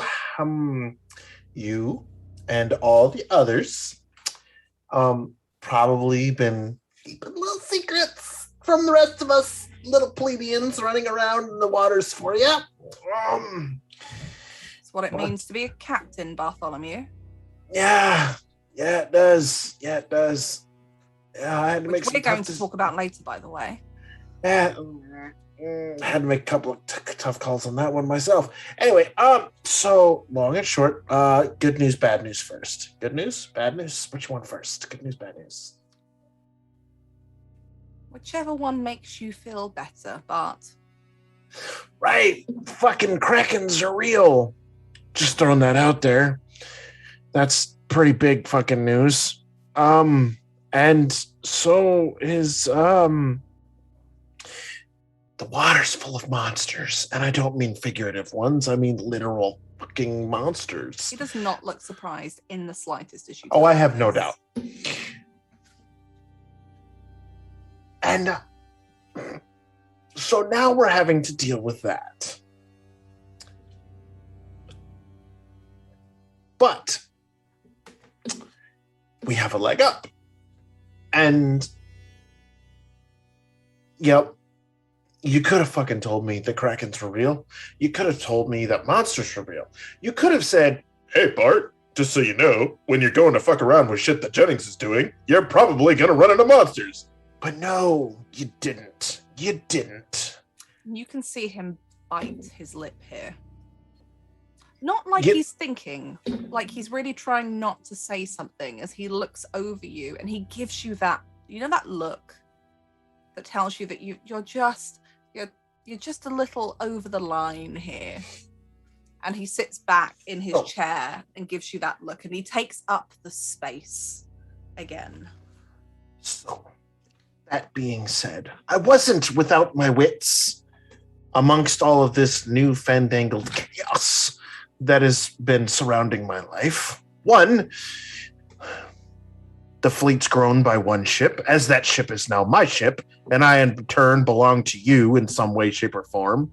See, there is a problem with that, Bartholomew. Is there? Back to your point on Krakens, yes. I'm aware that there are things in the water that maybe shouldn't be in the water. It's why I keep a careful eye on Jennings, because he likes to play with those things, which is why I sent you off on this little fetch quest in the first place, because Hade is involved. Hade is part of Jennings's little group. Well, Hade and Jennings are going to have their hands full because your old sly dog Rains here thought real hard before the ship that you are captain of belongs to Captain Hade. It belongs to me. Oh, as far as I understood it, that ship was borrowed. And so if it is owned by Captain Hade, she is in turn in service to Jennings. Captain Hade is no more. So, back to my ship. I saw her this morning, so if you'd like to explain how she has died in the space of several hours, I'd be very interested to hear it. You're focusing on the wrong things. And you're drunk.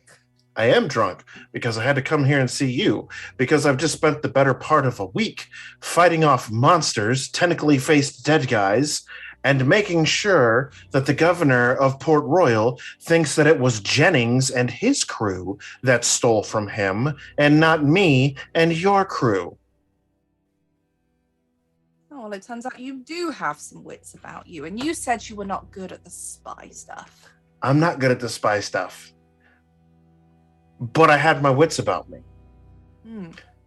Long and short, we have a chunk of rock of some kind. Pretty sure it's making Papa go crazy. It's definitely got A chunk of rock.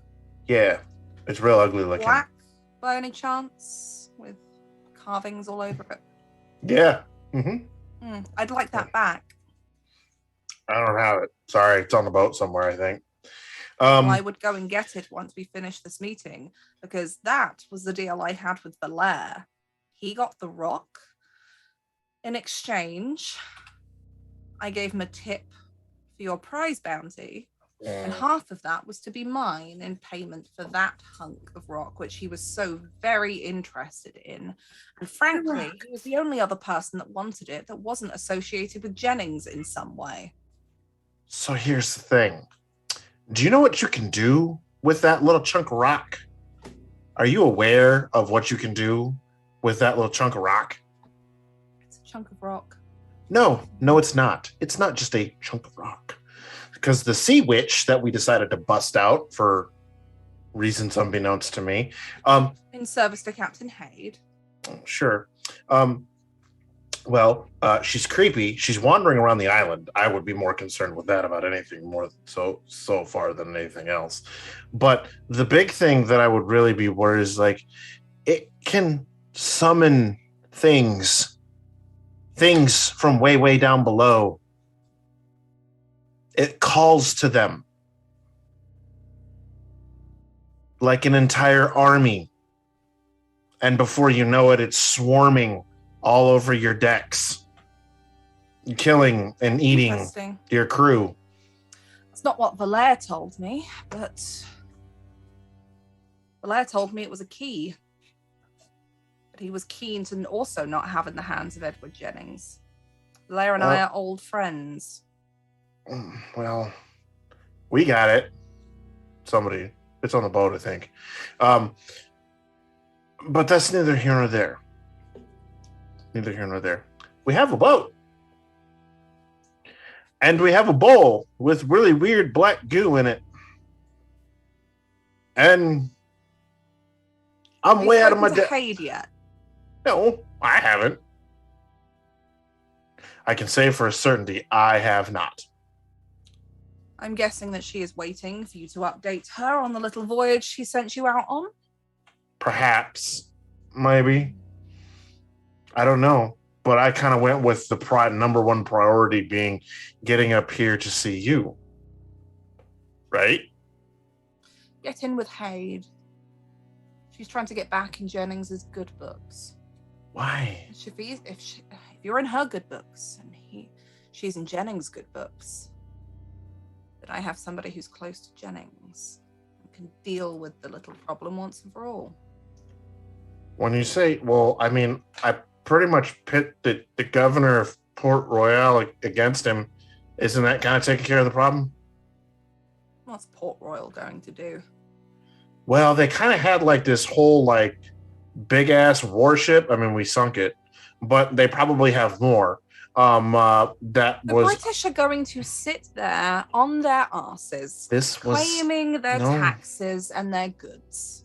They're not going to go chasing off after Jennings. They might now.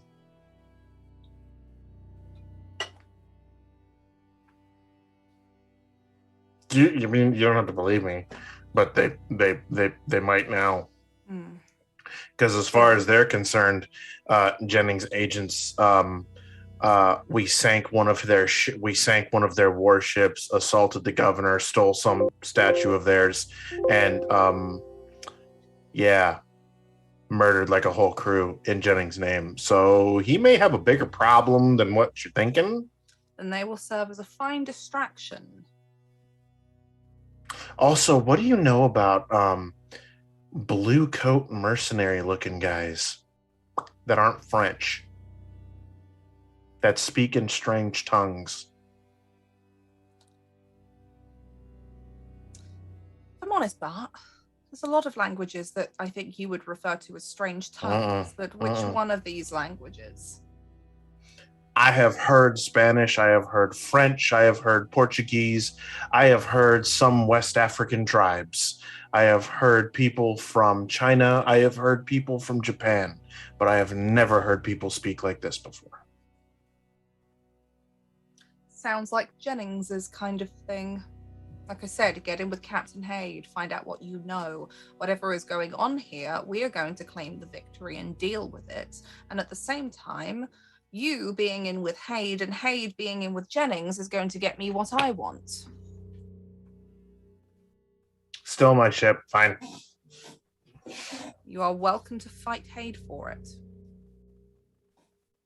As far as she's concerned, it is her ship, and therefore it is Jennings's ship. Okay. But how can it be her ship if your gold's the one funding it? She doesn't know my gold is the one funding it.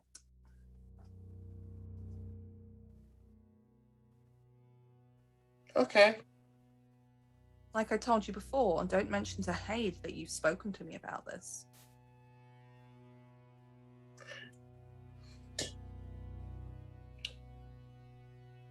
Okay.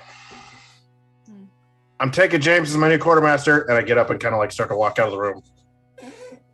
I'll be coming to see you, Bartholomew. Sure. If I'm alive. And you leave. Slightly more sober, with a lot more information than you knew to start with. I'll bet. I'll bet. And so we're going to jump back over to Laheb, who is by the shoreline. With the black stone, I might add. The black stone and your writings. What did you want to do? So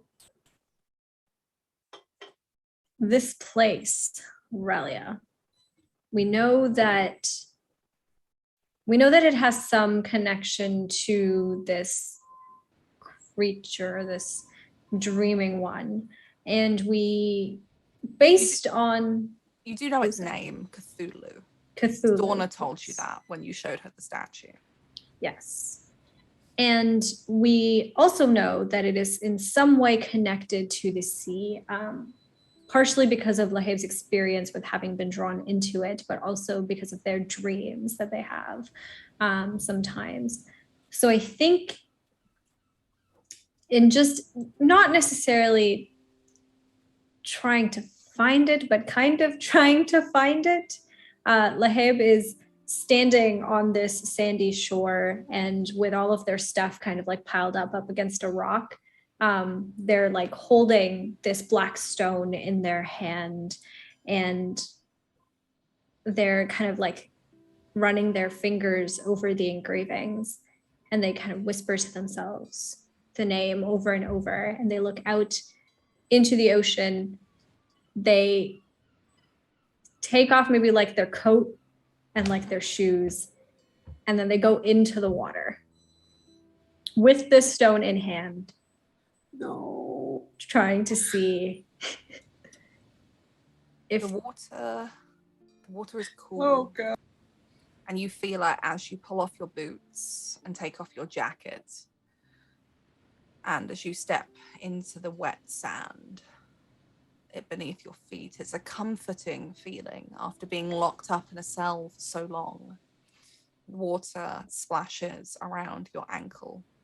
You feel a small crab just slip out from underfoot as the water cool but warm. It's not freezing cold like it is on nights where you've, been overboard on a ship during a prize hunt, as it laps slowly up along your calves.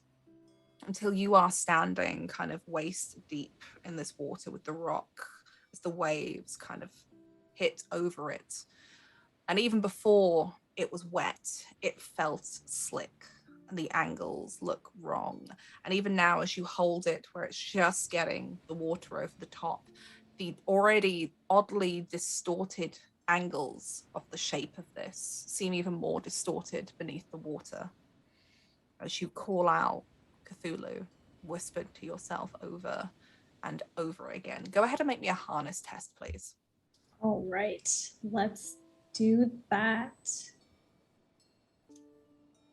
I'm going to re-roll that one because actually no, I can't because this is not about languages. Never mind. Nope. 20 is still pretty good though. You start calling this over and over again, and for a second, you wonder if you're just talking to yourself holding a piece of decorative rock. But then, that feeling, you're reminded of when you were floating in the inky black, and that feeling that something was trying to call to you. And it answers, and you don't really understand it. It's not like a voice, but it's a calling, like it's trying to pull you deeper, further into the sea. I don't think Lahib is going to resist that. I think they're going to take a few steps further into the water. Okay. I need you to knock off 2 courage points for me here, please. All right, we're at 7. As you step further into the water until it's kind of covering up to your shoulders now, and you're almost swimming at this point, holding on to this rock as the waves lap, and you can taste the salt water against your lips. And it's then that you feel yourself submerge, like that first drop off of the boat. And as you come up and you're floating there, still in the shallows, you're not in too deep. You could easily swim just a little bit in and be standing again, with the rock in your hand as the salt water's over it. And it's like the water beneath you feels like it could be endless, even though you know the sandbank is a few feet below your back. But whatever it is that you're calling to, you feel like you have its attention, like it's just piqued its interest. I think this is probably where Lahib first learns that they can cast Insight of the Other. I don't think that they're actively trying to cast that spell specifically, but I think the intention of the spell's effects are there. Yeah. They kind of float underneath the water with this black rock in their hand, and they focus in on the rock and on the feeling of being in this vast emptiness and the presence of this creature in front of them that they maybe can't necessarily even really perceive, but can feel its presence of. And I think doing that long enough, 5 minutes mechanically, they are able to, or at least they try to then cast Insight of the Other. And I think the feeling that you get is less like you have reached out and it has answered, but like it's been waiting. Like it's been there the whole time, just waiting for you to call to it again. Shall I roll to cast the spell? If you want to roll and cast a spell, spend the appropriate courage. All right, I'm going to spend 3 dice, Okay. and I get a +9 to the roll. 19, which meets the casting number of 15. So I will take off that 3. Oh, yeah, that's okay. We made a choice. I'm just gonna... I realized now that maybe 3 wasn't a good number of dice to pick, but that's okay. We did it already. What was the name of the spell again? Sorry, I'm just looking through this. Insight of the Other.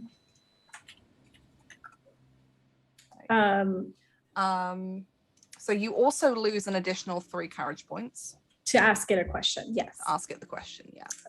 So I'm at 1, just so everybody knows. Don't worry, I'm going to try really hard not to lose that one, Kurt. Oh my god. Mm-hmm. I'm Oh going to try yeah. really Oh, hard. well, I roll it when it was my turn. So Winifred, what do you say Yeah. we just kind of like set sail, just You've got a ship, off into the so- sunset, and just let We'll restart bygones be bygones. I heard Cuba's this good, real nice this time of year. Cuba's Let's good. just Yeah. right. I mean, nice beaches and everything. We'll just go. We'll just run it aground and just stay there for the rest of our lives. Oh, yeah, I'm in. I promise I'm not trying to do a heel turn like Papa. I'm just trying to learn. Hey, join stuff. me! Tag team heel turn. No, I'm trying to learn gosh. stuff. I was trying to learn too. Learn how to be a bad guy. The feeling that you get, Laheb, as you're floating here, and it's almost like meditating, and you have to kind of mentally forget that you're at the sow. You have to try and remove the image of the sandbank a little few feet beneath you. You have to remove the fact that you're on the edge of safety on this island, and you have to try and almost picture that vision that you had when those strange eldritch creatures pulled you to their influence briefly. You imagine the thick, inky black that you were swimming through, and those two glowing green eyes somewhere beneath. And that's when you feel it. This connection, whatever it is there again. Like it's never left. Like it's just been idle in the background, somewhere in your consciousness.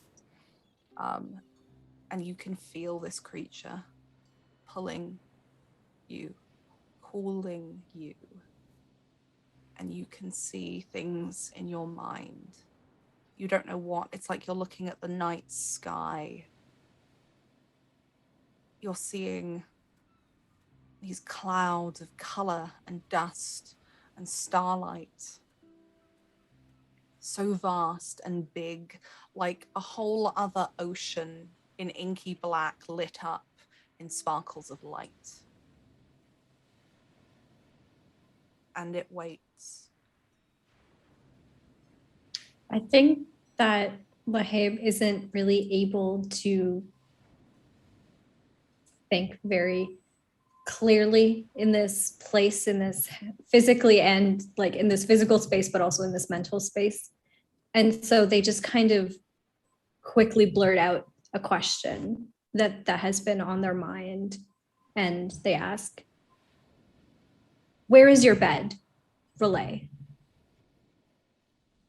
Sunken, lost. These are the images that come to mind. You see the sea, deep and dark, and you've seen shipwrecks. You've seen the way a ship looks when it's been underwater, lost at the edge of some island. It's like that, but it's deeper. It's old. The geometry doesn't work. You see doorways that feel like they're bigger than anything you've ever seen. You could sail 1,000 ships through one of these arches. Like it's spread out.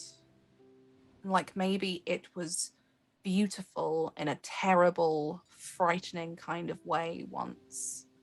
And now it lies so deep the sun doesn't even touch it. Around it are littered with eons worth of debris. Fragments of civilizations and empires so long forgotten that even you would struggle to believe they existed. And it's here, in this ruin of broken stone and magnificent arches where the angles are wrong and you can't tell which way is up, that you find your vision going. And you don't know where this is, except that it's deep, deep beneath the water. That's what it answers with. And I it's have a like being in a mechanical dream, question. just the whole feeling. I have a mechanical question. Mm-hmm. In order to cast spells, do you have to spend at least one die to do so? Yes, because you have to Okay. you have to roll to cast them. Okay, so I have a spell called Mind Before Flesh that loses 4 HP but gives me 6 courage. Mm-hmm. If I use it's got a casting number of 5, so I will auto cast it because I get a +9 to that spell. So if I lose that one die, but then I regain, like if I lose that one courage, which is my last courage, but I regain 6. You can still cast the spell. I say you have Okay. enough courage to cast it in order to bring it back up. Okay, cool. I just wanted to make sure that it wasn't gonna like frighten me right before, like as I'm trying to cast it, and then No, it just you'll be doesn't fine. go off. You'll be Okay. fine. Okay, You can I weren't say frightened when you cast it is the way that I would think about that. okay, can I do that? You I can. think Lahib being in this space recognizes, like you said, this. I think for Lahib, it's not really about fear so much as it is about exhaustion, with regards to the courage. And I think they can feel themselves starting to slip into that space where they're losing their grip on their will to sort of push forward, but their intrigue, like their curiosity is really pushing them to keep going. And so the way I kind of want to flavor it is that in order to keep themselves here in this moment, they pull out their spadroon, which I assume that they like forgot to like put, like take off. And they pull it out and they just kind of like, as they're unsheathing it, they like slice part of their leg as a sacrifice. I like to think that you do this in the vision. And it's kind of similar with Papa, where just for that little bit as you're down there, and it's not so much that you're afraid of what's happening, but it's that the courage where you're kind of losing grip on what's happening around you. You do this in the vision, is you cast this spell while in the vision. So you will auto cast it because you can. So go ahead and take off the hit points and add your courage points back. Yep. And you do this in the vision. And it's when you do this that afterwards you realize, how did I cast that? Because I'm floating in water. This is happening in my head. That you just cast this spell, which has clearly worked because you suddenly, just for a second, have that splash of hearing somebody's fishing just far from the vision before you pull yourself back in, reminding yourself that reality is somewhere else. And can I spend another 4 courage to ask my second question? You can. So Lahib steels themselves, kind of shaking off the idea, the impossibility of them having done what they just did, cast the spell. And they will push on and ask, what does this say? And they're referring to the inscriptions, the repeating inscriptions on the black rock. It's weird because again, there's no voice, but it shows you the vision of this huge, immense, flat piece of rock that is carved and decorated. And you can see that in places it's worn away, like it's been underwater for longer than you can picture time being there. And you notice that on this slab of rock, there is a piece cracked from this huge stone right off the edge. And your vision kind of pulls to that. And it kind of reminds you of, have you ever seen like a tomb? You have a big flat piece of inscribed rock that sits above the coffin, or in a mausoleum maybe. That's the feeling you get, that this is some kind of tomb marker. This is a mausoleum. What it's showing you, within it something lays dead but not quite. And what you understand from this is that the inscription is some kind of seal, that the inscription is something ritualistic, not protective, not like it's keeping something in, but like it's describing what is here. Almost like mourning something's death or lack of. And you get the sense that this is the place, this is Relay, this huge, sunken, monstrous city is that place. And this text tells the story of what lies within. And that somehow without this piece of black rock, that story is not complete. The story of something sleeping but awake, and you start seeing the stars again, these vast galaxies. You start seeing the planets shifting around until there's an alignment that you don't understand, and star charts, as if it's been waiting, as if what you're holding is missing from its home. And is there anything distinctive about the area in which this tomb is? Not this deep. It's really odd because you are aware that this would be so deep that you wouldn't be, that the sun doesn't shine here. But you can still see these fragmented visions that it's showing you in. Like a dream where it flashes and it changes and it feels like time has shifted when it hasn't. But it shows you something else. As you ponder that question of what is distinctive here, although you haven't asked this directly, it's clearly leading you. It's trying to show you. And you find yourself again in a vastness. And something further out, not the same thing, not the thing with the huge glowing eyes. A different vastness, smaller than the entity that you feel connected to right now. And oddly, you sense Papa here. You sense the feeling of, you know what Papa's face paint looks like. You get the feeling of something sliding down your face. And in the vision, when you touch it, you feel white paint. Oh my God. And somewhere far off in this vision, you see Papa floating. And this vast entity beneath him. And you get the sense that it is showing you something. Your question, the thing that you were thinking about was, where is this place? And it hasn't shown you where it is, but you feel like it's showing you how to get there. Can I move closer to Papa in this vision?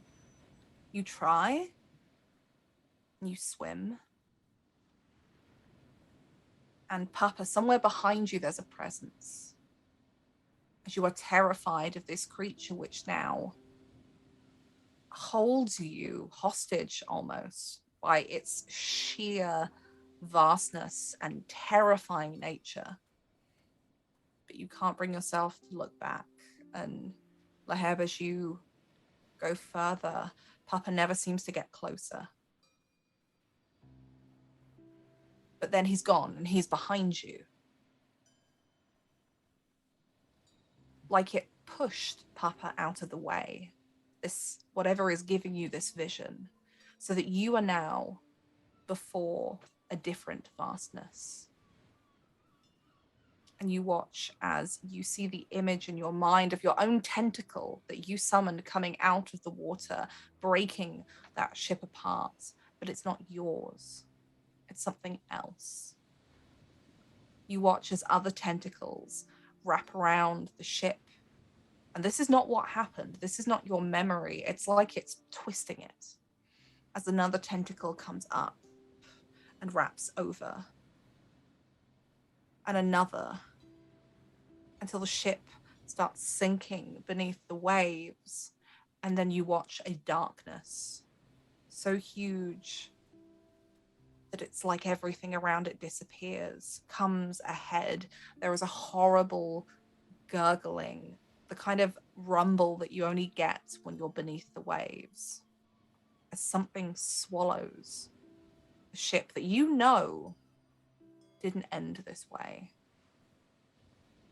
And it is gone. The vastness is gone. And you are laying there face up in the water. Was that ship our ship? No, this was the vision started with the Spanish ship that you fought against, your tentacle coming out of the water. And then it's like it kind of co-opted the memory and showed you something else, something that didn't happen, something that you don't remember. But you suddenly watch as the Spanish ship that you fought is overtaken by this vastness. And it probably would, as you open your eyes to bright sunlight back in Nassau, and like the world rushes in a second. What Papa said when he put his face in the bowl and mentioned the Kraken. And I think for a while, Lahib just floats there, face up, looking at the sky, with like a little bit of their blood kind of pooling in the water next to them from the cut that they had made. And they just kind of ruminate on what they saw, or at least what they think they saw. The thing that you've noticed is that when you first look down, there is no cut. And it's not until you start thinking about the fact that, did I cast that spell or did I imagine it, that you then start to see it seep into the water. As if it only happened as you remembered it being. But oddly, that connection that you had with that creature doesn't seem to fade all of the way.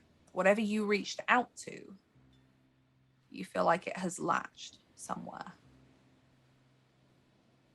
Like it would just be dormant, waiting for you to call on it again.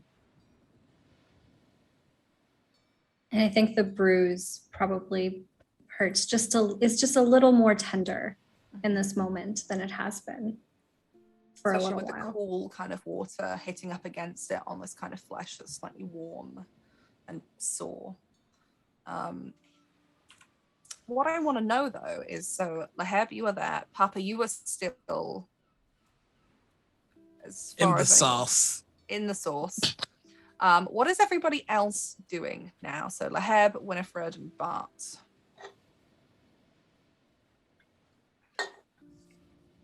Goodness. Winifred, once she gets back to shore, she imagines everyone's gonna come back to the tavern again. She has no clue what anyone else is doing anywhere except for Bart. So she gets herself situated in the tavern and starts into the cups again. I imagine you're the first one back here. Oh yeah. Probably I imagined as well too. Pearl organizes you to have a nice quiet table for this meeting Right. later on, and some of the nicer drinks that pass through the tavern's bar. Who do you think out of Laheb and Bart would be the first one to return as you come back to the kind of your designated meeting point in the Sal? I would think Bart. Who knows how long Laheb is floating for? So maybe Bart would be the next one to arrive back if you are. Sort of. Okay. Sort of. Bart, upon leaving Hornigold's office, for lack of a better term, does his best to straighten himself up, right? Mm-hmm. And goes to find James, basically, and tells James, you work for me now, period. You're my quartermaster. There is something on the ship that we need to go get, and I'm going to have you bring it back to Hornigold. Okay? When you find him, he is playing cards with a couple of people who you don't recognize. They look like a different crew. And you can clearly spot as he's sitting there, and you need to come with me now. And he's like, not now. And he kind of slips his sleeve, and you can see he's got an ace up his sleeve. He's clearly cheating at cards and is not far off from winning a decent sized pile of coin.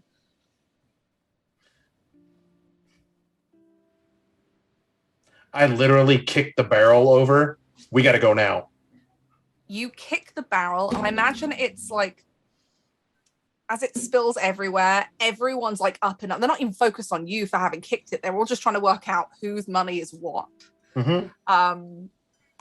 And he looks at it. Oh, for fuck's sake. Broadsides, gets up, and the both of you kind of have to leg it out the tavern a bit before anyone realizes that you're gone. And you can hear the jangle of the keys in his pocket. How the hell am I your quartermaster now? Because I have a boat, and I'm a captain of it, and I don't have one, and I need one. And I told Hornigold, and Hornigold didn't object, and this is how it is. Didn't object, or did you not tell him the whole truth? No. I said, I'm taking James as my quartermaster.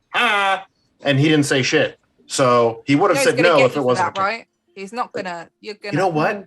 You know what, bud? I hate to break it to you, but we may not live to see the next day. So that's neither here nor there. Let's Remind go. me why I'm coming with you again. What are we even doing? We're going to get this black statue-looking thing off of the boat. Apparently, Hornigold wants it. So we're going to go get it, and you're going to take it to him. While I go and talk to the rest of these people, or the rest of the crew, or, well, not even really the crew. Some individuals from the crew. Hold on. You want me to go to your ship alone with no crew? No, I'm coming. I'm coming with you to go get it. But once we find it, 2 sets of eyes are better than one. And then you'll take that back to Hornigold so he can do whatever the fuck he wants to do with it. Because it's some sort of a key. A key to what? I don't know. But it's just, yes. Did I mention Krakens are real? I suppose I have to row the rowboat too then, Captain. Well, no, I'll take an oar. You can take an oar. He does that thing that people do right before they know they're making a bad decision. He breathes in.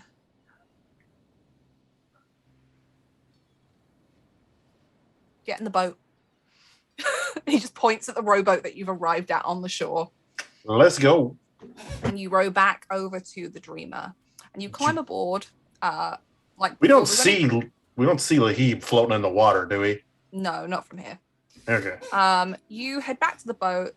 Again, there's only a handful of people on board, people who are here, some of them just making small repairs, some of them that just prefer the Dreamer to the shoreline.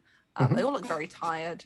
The game of dice that was going on when Papa arrived has now changed into a game of cards with a couple more crewmates, but they've moved down to the kind of mid-deck now, off of the top as the evening starts to kind of cool. And you can smell that there is some small food being prepared. It smells a little bit burnt. What you're guessing Winifred is not here. No, that's not. Yeah, Winifred's not cooking. That's a shame. But it smells like some kind of nice fish. Maybe someone's been fishing during the day, but like it's clearly been left a little too long on that fire. Okay. So you start searching you're looking for the Blackstone, right? Yeah, I asked the crew if they've seen Hannah or not Hannah, but Liab, or if they have seen Papa, one of the two. They haven't seen Lahib since you guys left, but they have seen Papa. They say that he came back to the ship several hours ago and was up in the captain's cabin for something. It looked like he was carrying a box with some stuff and has gone to his quarters. Okay, and hasn't maybe come out since. Okay, maybe he has it. Maybe he has it. James, come on. Oh no, that isn't the creepy one. Yeah, it's the same one. Noir, I want to know, what creepy thing did you once say to James when he first brought Bart down to the ship with Valair, when the exchange took place where Bart was, part of the deal in being lent to Valair? What creepy thing did you say to James that he now is stuck with him? I probably told him something like, "You smell like a man who's destined to die screaming." He looks at you, Bart, and goes, No. He told me I was destined to die screaming, and now you're talking about fucking krakens and sea monsters and witches. No. I'm out, and he tries to give you back the keys as he's like grabbing your closed fist, trying to give them to you. Listen. Just listen, okay? I need your help, man. And I can't trust anybody else amongst the powder monkeys. I can't. I can't trust anybody else. I can only trust you. I need one person on this ship who I know is going to have my back, no matter what, because there's a lot of crazy shit going on around here, okay? So I just need one person, one normal person on this boat that I know Make I can me a depend savvy on. test. You are now sober, by the way, so you don't have to worry about any minus rolls. Savvy. Let's see here. 14?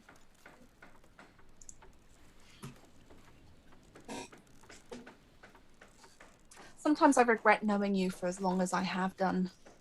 Do you know that, Broadsides? Yes, I regret Yes. knowing me. I regret knowing me. This isn't anything new. This is not anything new. Listen, Only because I owe you, and sometimes my word means something. my word sometimes. means something too. I can And promise you. he does like the poking you in your chest thing. As you can see, he's mad at himself for going along with this. Yes. Listen, Papa's probably got the rock. We just go get the rock. If he doesn't have it, then Liam has it. So process of elimination. Right? Process of Fine, elimination. but you're knocking on the door and talking to him because every time I've ever done, he says some creepy shit that means I can't sleep for 3 weeks, okay? I haven't slept in weeks. Trust that me. sounds like your Hey, problem. hey, no. Look, I'm going to make this amazing for you. You know how sweet a deal this is, right? You know that patent left hook that you got, right? At the end of tonight, once we figure out this out, I want you to hit me so fucking hard I don't wake up for 3 days because I really just want to sleep. Really? Really. Let's get to Now. Yeah, really, but we got to do this other stuff first. Fine. So we go to, I guess we're going to go to Papa's quarters and go try and see if maybe he has the stone. Did you lock the door behind you, Papa? Great use of the savvy. Great use. I did not, because most people know not to enter his room. Like, nobody's generally brave enough to go in there. Do you reckon Bart has ever seen the inside of Papa's room? Nobody has seen the inside of Papa's room. You walk up to the door, Bart, and you've passed this door many times on the executioner, and you never went in. And it's the same in the Dreamer. You have no idea what Papa has done to his quarters here. You don't even know how he had them on the old ship. You've probably heard whispers from people who claim that they've seen a glimpse inside, or people who claim to have looked when Papa wasn't around. There's rumors. There's rumors of little dolls. There's rumors of various versions of a peg leg. There's various tomes. Those are all in there, yeah. Yeah, probably like all kinds of livestock that aren't noted but are there. I mean, this is the first time that you have ever crossed the threshold into Papa's personal quarters, ever. And I imagine, Papa, they're probably sparser here than they were on the Executioner because you lost a lot of your stuff in the incident. But why don't you describe to us what Bart and James see as they step into Papa's room, and I think while they're on the bed? I think they would see the fully stabilized and cleaned skeleton of a familiar crewmate. Maybe like one goat just chilling. A lot of snakes on the desk. Skull heads of various creatures. A lot of peg legs. Let's see. There would probably be holy symbols of all sorts of religions, carvings on the wall, colored in blood, that kind of stuff. Just a real nightmare fuel type of place. I imagine that some of this is from maybe Papa has somewhere on Nassau. Like you have your little place in Nassau where you keep stuff, so you've retrieved things from there to put into here to kind of replenish what was lost on your ship.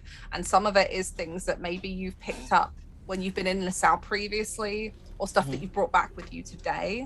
Also, a masterfully recreated portrait of Bart with the eyes X'd out. That's a recent. I feel like Papa maybe commissioned this when you were last in Nassau and have picked it up on the way to the ship. But you step into this room, and I imagine there's candles lit. A goat bleats at you from one corner, and it's in a little kind of like pen that's been made up of like reused chicken wire or something. Henry? You hear, as you step across the floor, something slithers, and you notice there are several snakes in this room that are just free roaming. They're not in any kind of container. Yeah, they're chill. There's a couple. There's one big boa wrapped around a peg leg that's propped up in the corner. There are skulls and holy symbols everywhere, and not from any one religion. From as many as Papa could get his hands on from his own little, like his hut on Nassau, or from the traders that passed through. But there in the center where the bed is, as you step into, I imagine there's like a kind of biggish area that's probably got chalk and blood and salt and everything on the floor from Papa's rituals, where it's only barely been cleaned away for the next one, is Papa's bed. And you can see Papa laying face down into it. The pillow has been discarded and is on the floor, but he's laying face down, arms like literally just like I run in, immediately, and you can spot the bowl and the empty glass bottle. I immediately run over and like grab him like straight up by the hair on the back of his head and just immediately rip his face up out of the bowl. You pull his face up out of the bowl, and what comes with is like that stretching black liquid that you saw before from when he'd last kind of, you came in right at the end as he pulled his face out. Mm-hmm. Except instead of the liquid becoming that kind of like it was phobic of the skin where it slunk back, it comes with, and you notice as you pull Papa's face up and he's slightly limp as the mouth opens, that it looks like he has inhaled this, like he has drowned in it. And it disappears up through his nostrils, in through his eyes, down his throat as you pull him up and turn him over. Papa, you feel something pulling you, like a tug, pulling you away from this vastness at no choice of your own. You feel like something is choking you, like you are suddenly drowning. And the vastness tries to hold on, like it wants you to stay. And then you breathe, a deep, watery breath that stings, and it's painful, and your eyes hurt. It feels like having been underwater too long in the sea and opening your eyes. Your throat is burning, but not from salt, from something else that tastes bitter and irony and inky.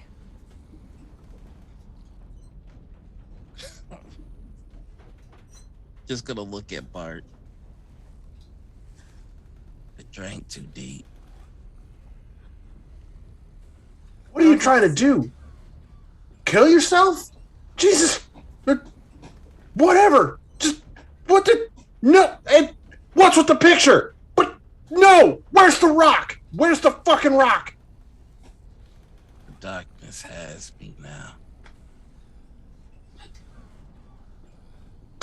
There is not a trace of that liquid in that bowl anymore. Every drop of it is gone. I'm gonna sick Winifred on you. I am not even joking. Where's the black rock? Where's the funky statue? Where's it at? Like you can tell that you're saying words to Papa, but they're just kind of like bouncing off like he's bulletproof. Oh, yeah. I imagine you're shaking as well. Yeah, he's terrified. He has a look of a man. I don't know if Bart's ever seen Papa's scared, but like Noir, if you're okay with this, I imagine that Papa looks like a normal person when they're utterly afraid right now. Yeah, there's none of that coolness to it. It's just the darkness has me. It knows me intimately. What have you been doing? James in the background was like, "This is the shit I keep telling you about, Broads." Like when he says that, Bart literally turns enough to where James can see the visible fear on his face. Do you see what I'm talking about? James Have you ever looks seen at this Papa. man afraid? Ever? If This you- is why I need you.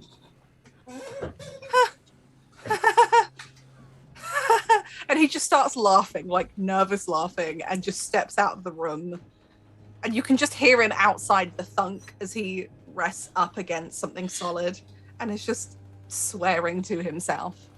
Papa's gonna take Bart's hand, like he's like shaking. It's like it would be a jump scare. If like just suddenly takes your hand and looks you dead in the eye and goes, "He hears my words and will come to my call if I call him." Call. Okay. All right. Stop. Go. Like, I literally like throw one of Papa's arms over my shoulder to help him up, right, and kind of get him out. Okay. We're gonna go find the others. We're gonna get this figured out. I don't know what you did, but you done fucked up. Period. And we need to figure out how to fix it.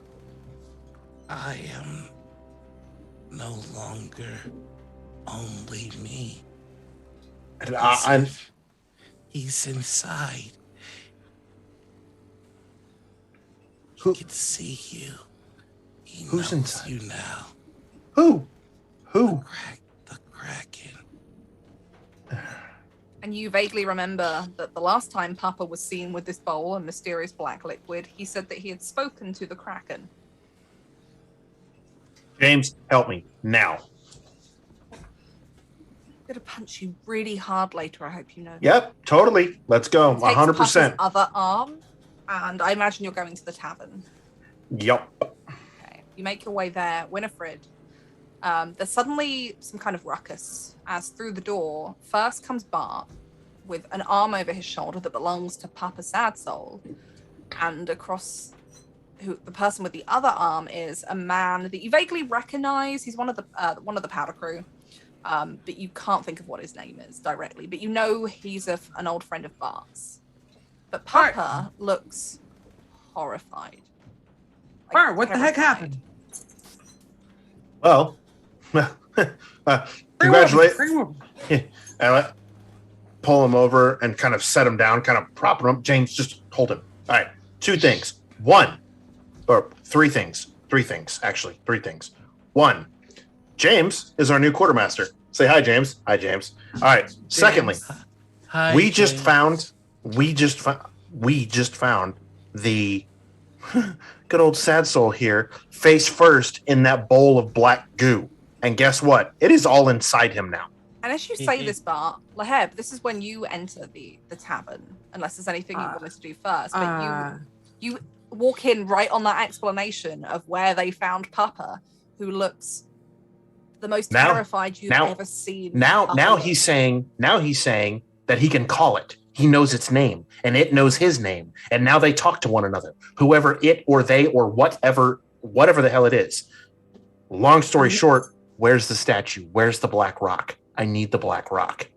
The Black Rock's mine. The Black Rock. Black Rock's mine. Valer gave it to me. No. That black rock is a key, and that black rock has to go to the powers that be because of what it can open. Valer gave it to me. That Black Rock was supposed to be received. What? Hey, Received by who? I slide a drink over to Papa. I will drink. What is it that you slide over to Papa? Probably some Toby's good finest. Irish whiskey. Yeah, Toby's finest. Toby's Fine. finest, not whiskey is probably what it is. It's probably what he calls it. 'Cause Rum. It looks like whiskey. It smells like whiskey. It tastes nothing like whiskey. Let's see. Just knock it back, Papa. Knock it back. Let's see. How much should this do? Could I cast Healing Balm subtly? Does that heal courage? It does not. It heals hit points, but she doesn't know What the heck is up with You Papa? can cast it. You will lose the courage points for casting, but it won't have any effect on Papa. Okay.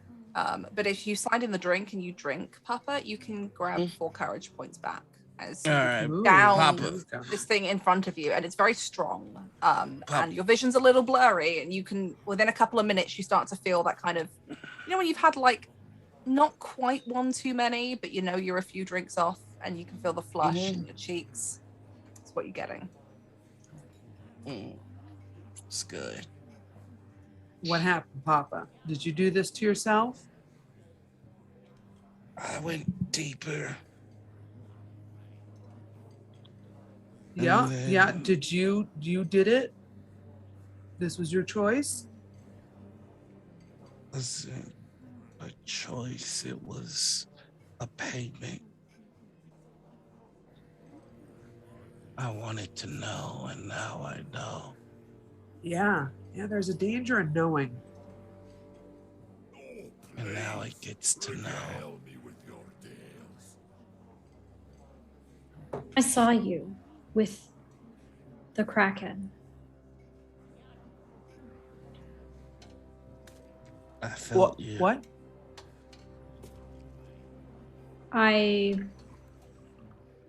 It's a long story. I was in the water and I saw you, Papa.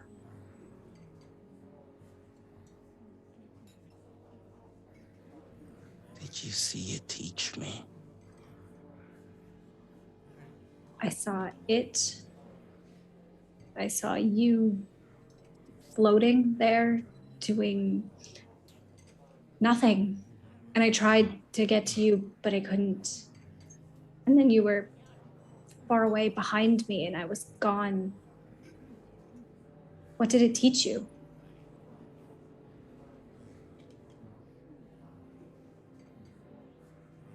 Wait.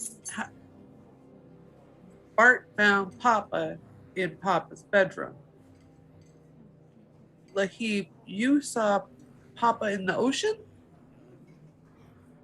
The liquid, the bowl, it Bart takes only you found somewhere. my body.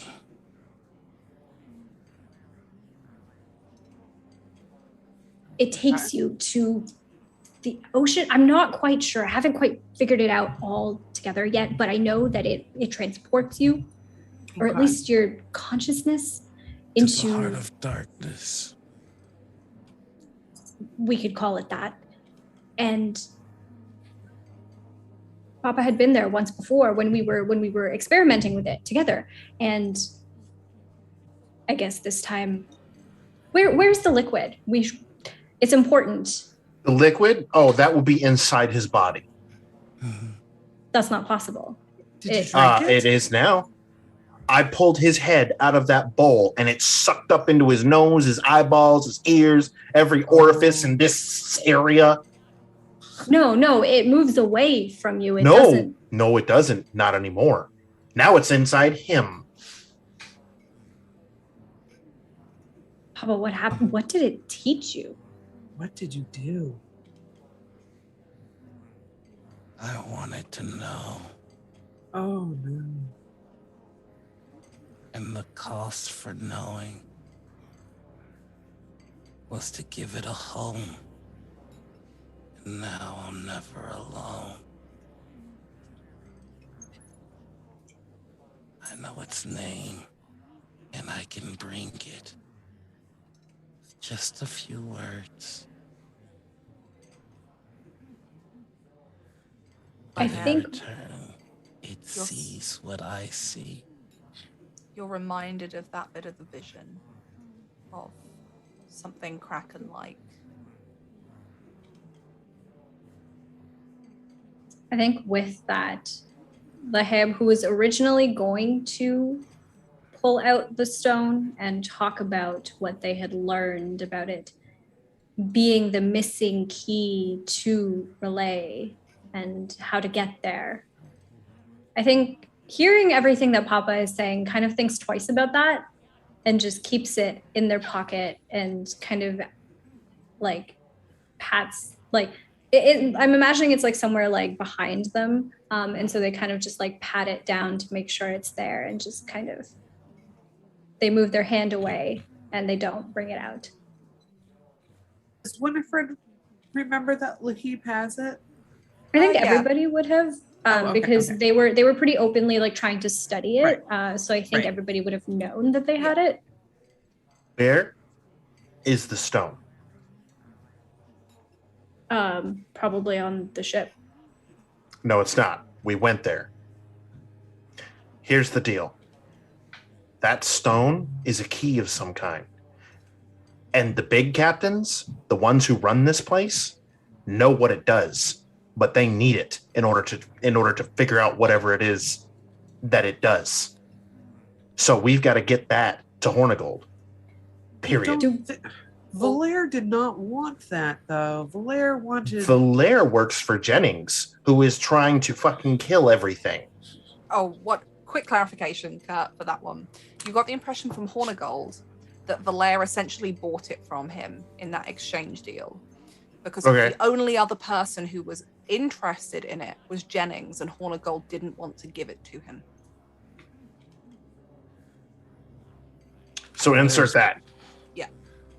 Valaire's been received and won't be returned. Huh?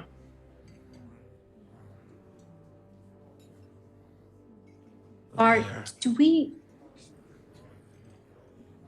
we know what Hornigold wants to do with That's this? my concern.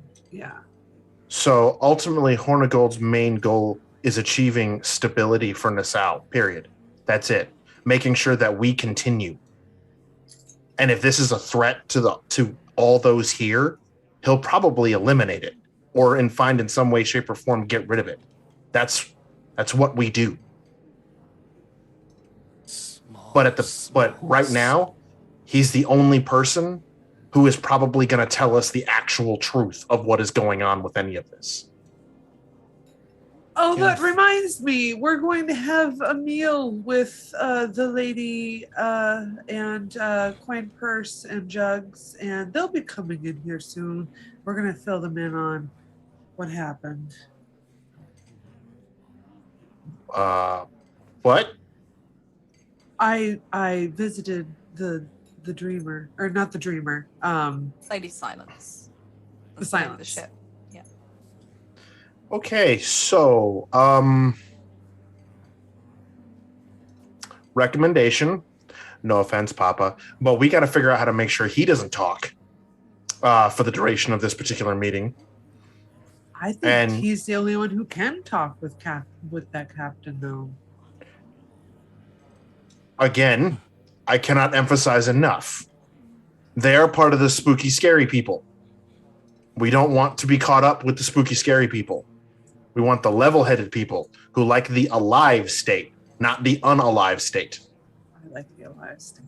Yeah, I'm a really big fan of the alive state, too. It's only temporary.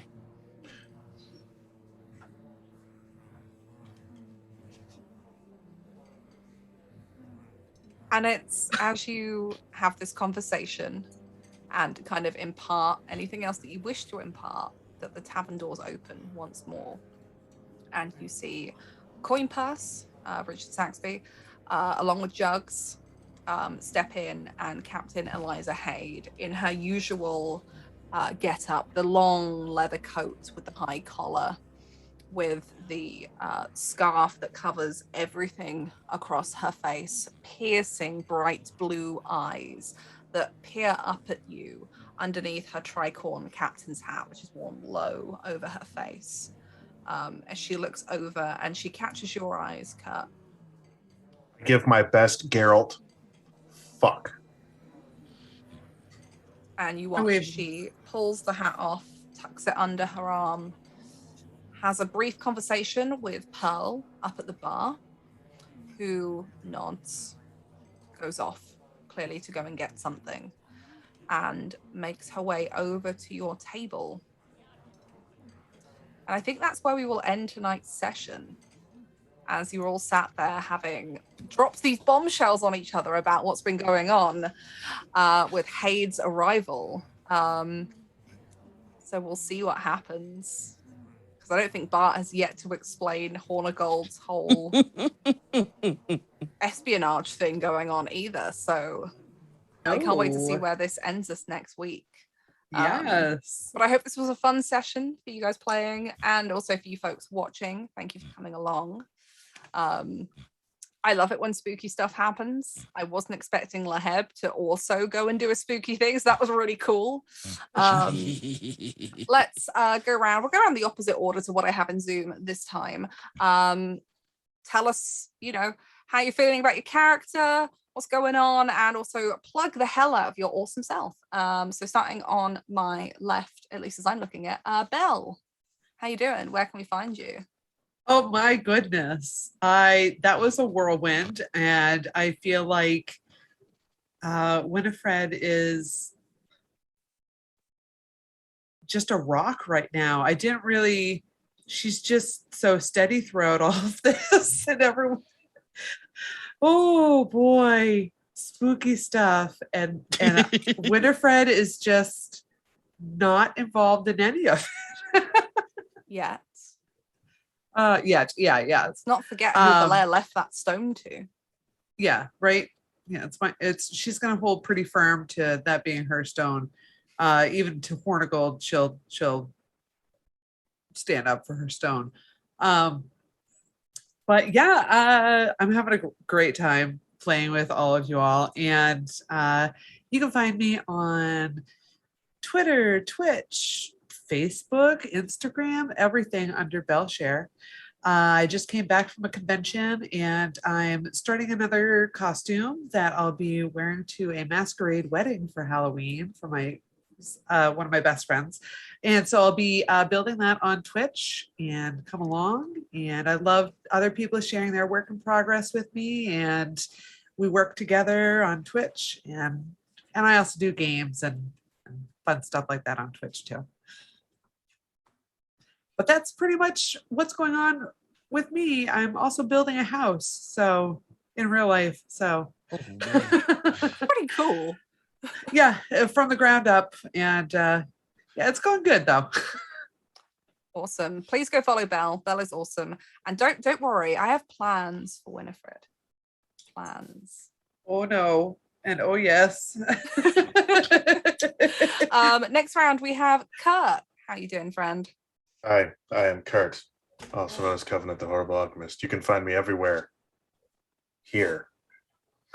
Literally everywhere. When I'm not here being scared out of my mind, trying to make sense of the chaos that is Port Nassau and the various things that go Cthulhu, because at the end of the day, always remember, it's better to go insane than die when it comes to Cthulhu. I am streaming various video games and what have you on my site. Next, you can probably catch me on my Twitch channel. What is it, Wednesday? Playing Apex, more than likely. And then on Fridays for Fallout Friday.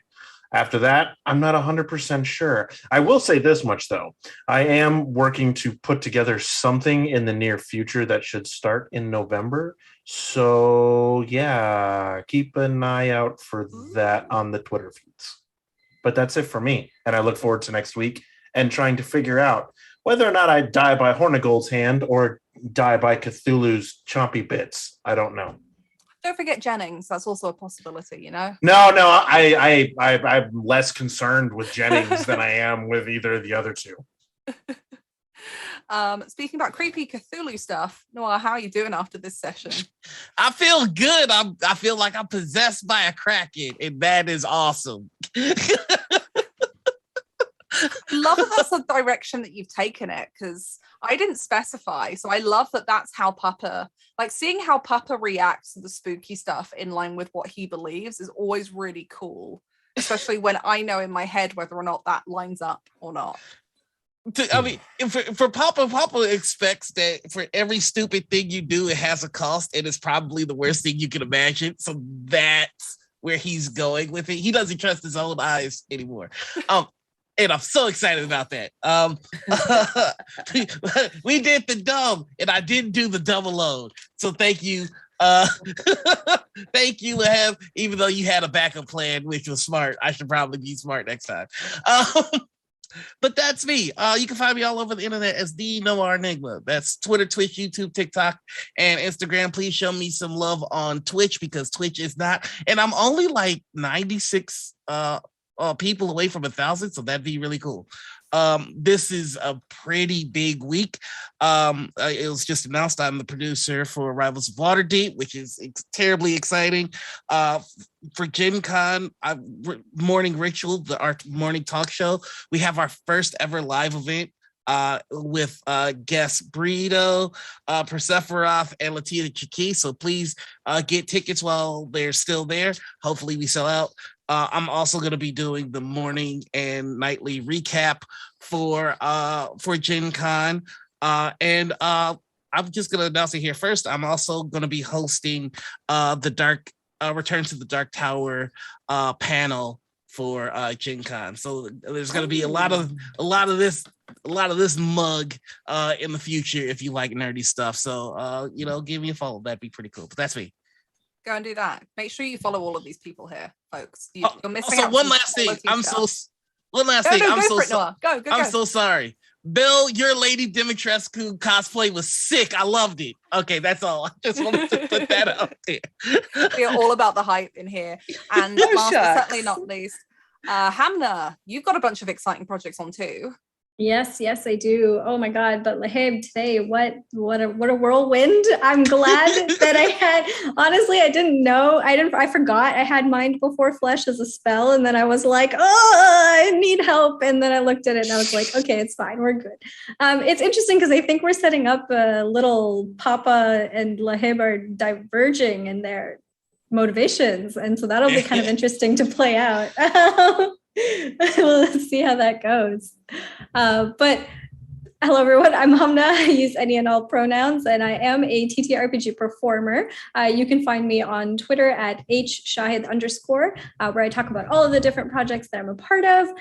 Tomorrow, actually, at 8 p.m. Eastern Time,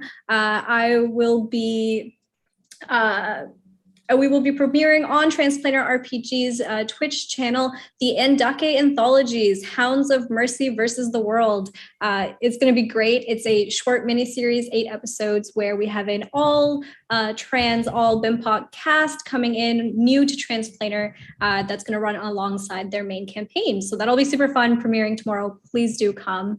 And then on Wednesday at 8:30 p.m. Eastern Time on the Trail Mixed Tales Twitch channel, we will be all of the players will be getting together. We're going to be eating ramen and talking about character creation. So if you want to join us for dinner or whatever meal it is at that time for you, grab some ramen and come and chat with us because that's going to be super fun. Yeah. That sounds cozy as heck. Yeah, it's going to be great. Yeah, that sounds great. So folks, please make sure you follow these wonderful folks here. They are putting out some awesome stuff, and also their Twitter feeds are usually like 10 out of 10 great. I'm Virginia. I have been the GM for tonight. Thank you for coming to watch. Thank you, all of you wonderful folks, for coming and playing with me, because I love doing this. You can find me on Twitter and Twitch at Tabletop Horde. I do all of the streaming TTRPG things. Please don't make me list them all. But I will be streaming next on tomorrow with Susie, with the wonderful Susanna Grace, Hotflix Tom, and the amazing Amelia Tyler, for Spooky Tuesdays, where I think we might be playing Ghost Hunter's Corpse instead of Phasmophobia.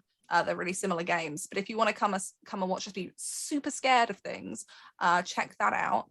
And then I'll be back again on Thursday, right here on the BGC channel, where I think I am maybe running some Space Hike, which is my one-sheet RPG that you can pick up on drive-through for like £1. It's going to be really ridiculous space fun.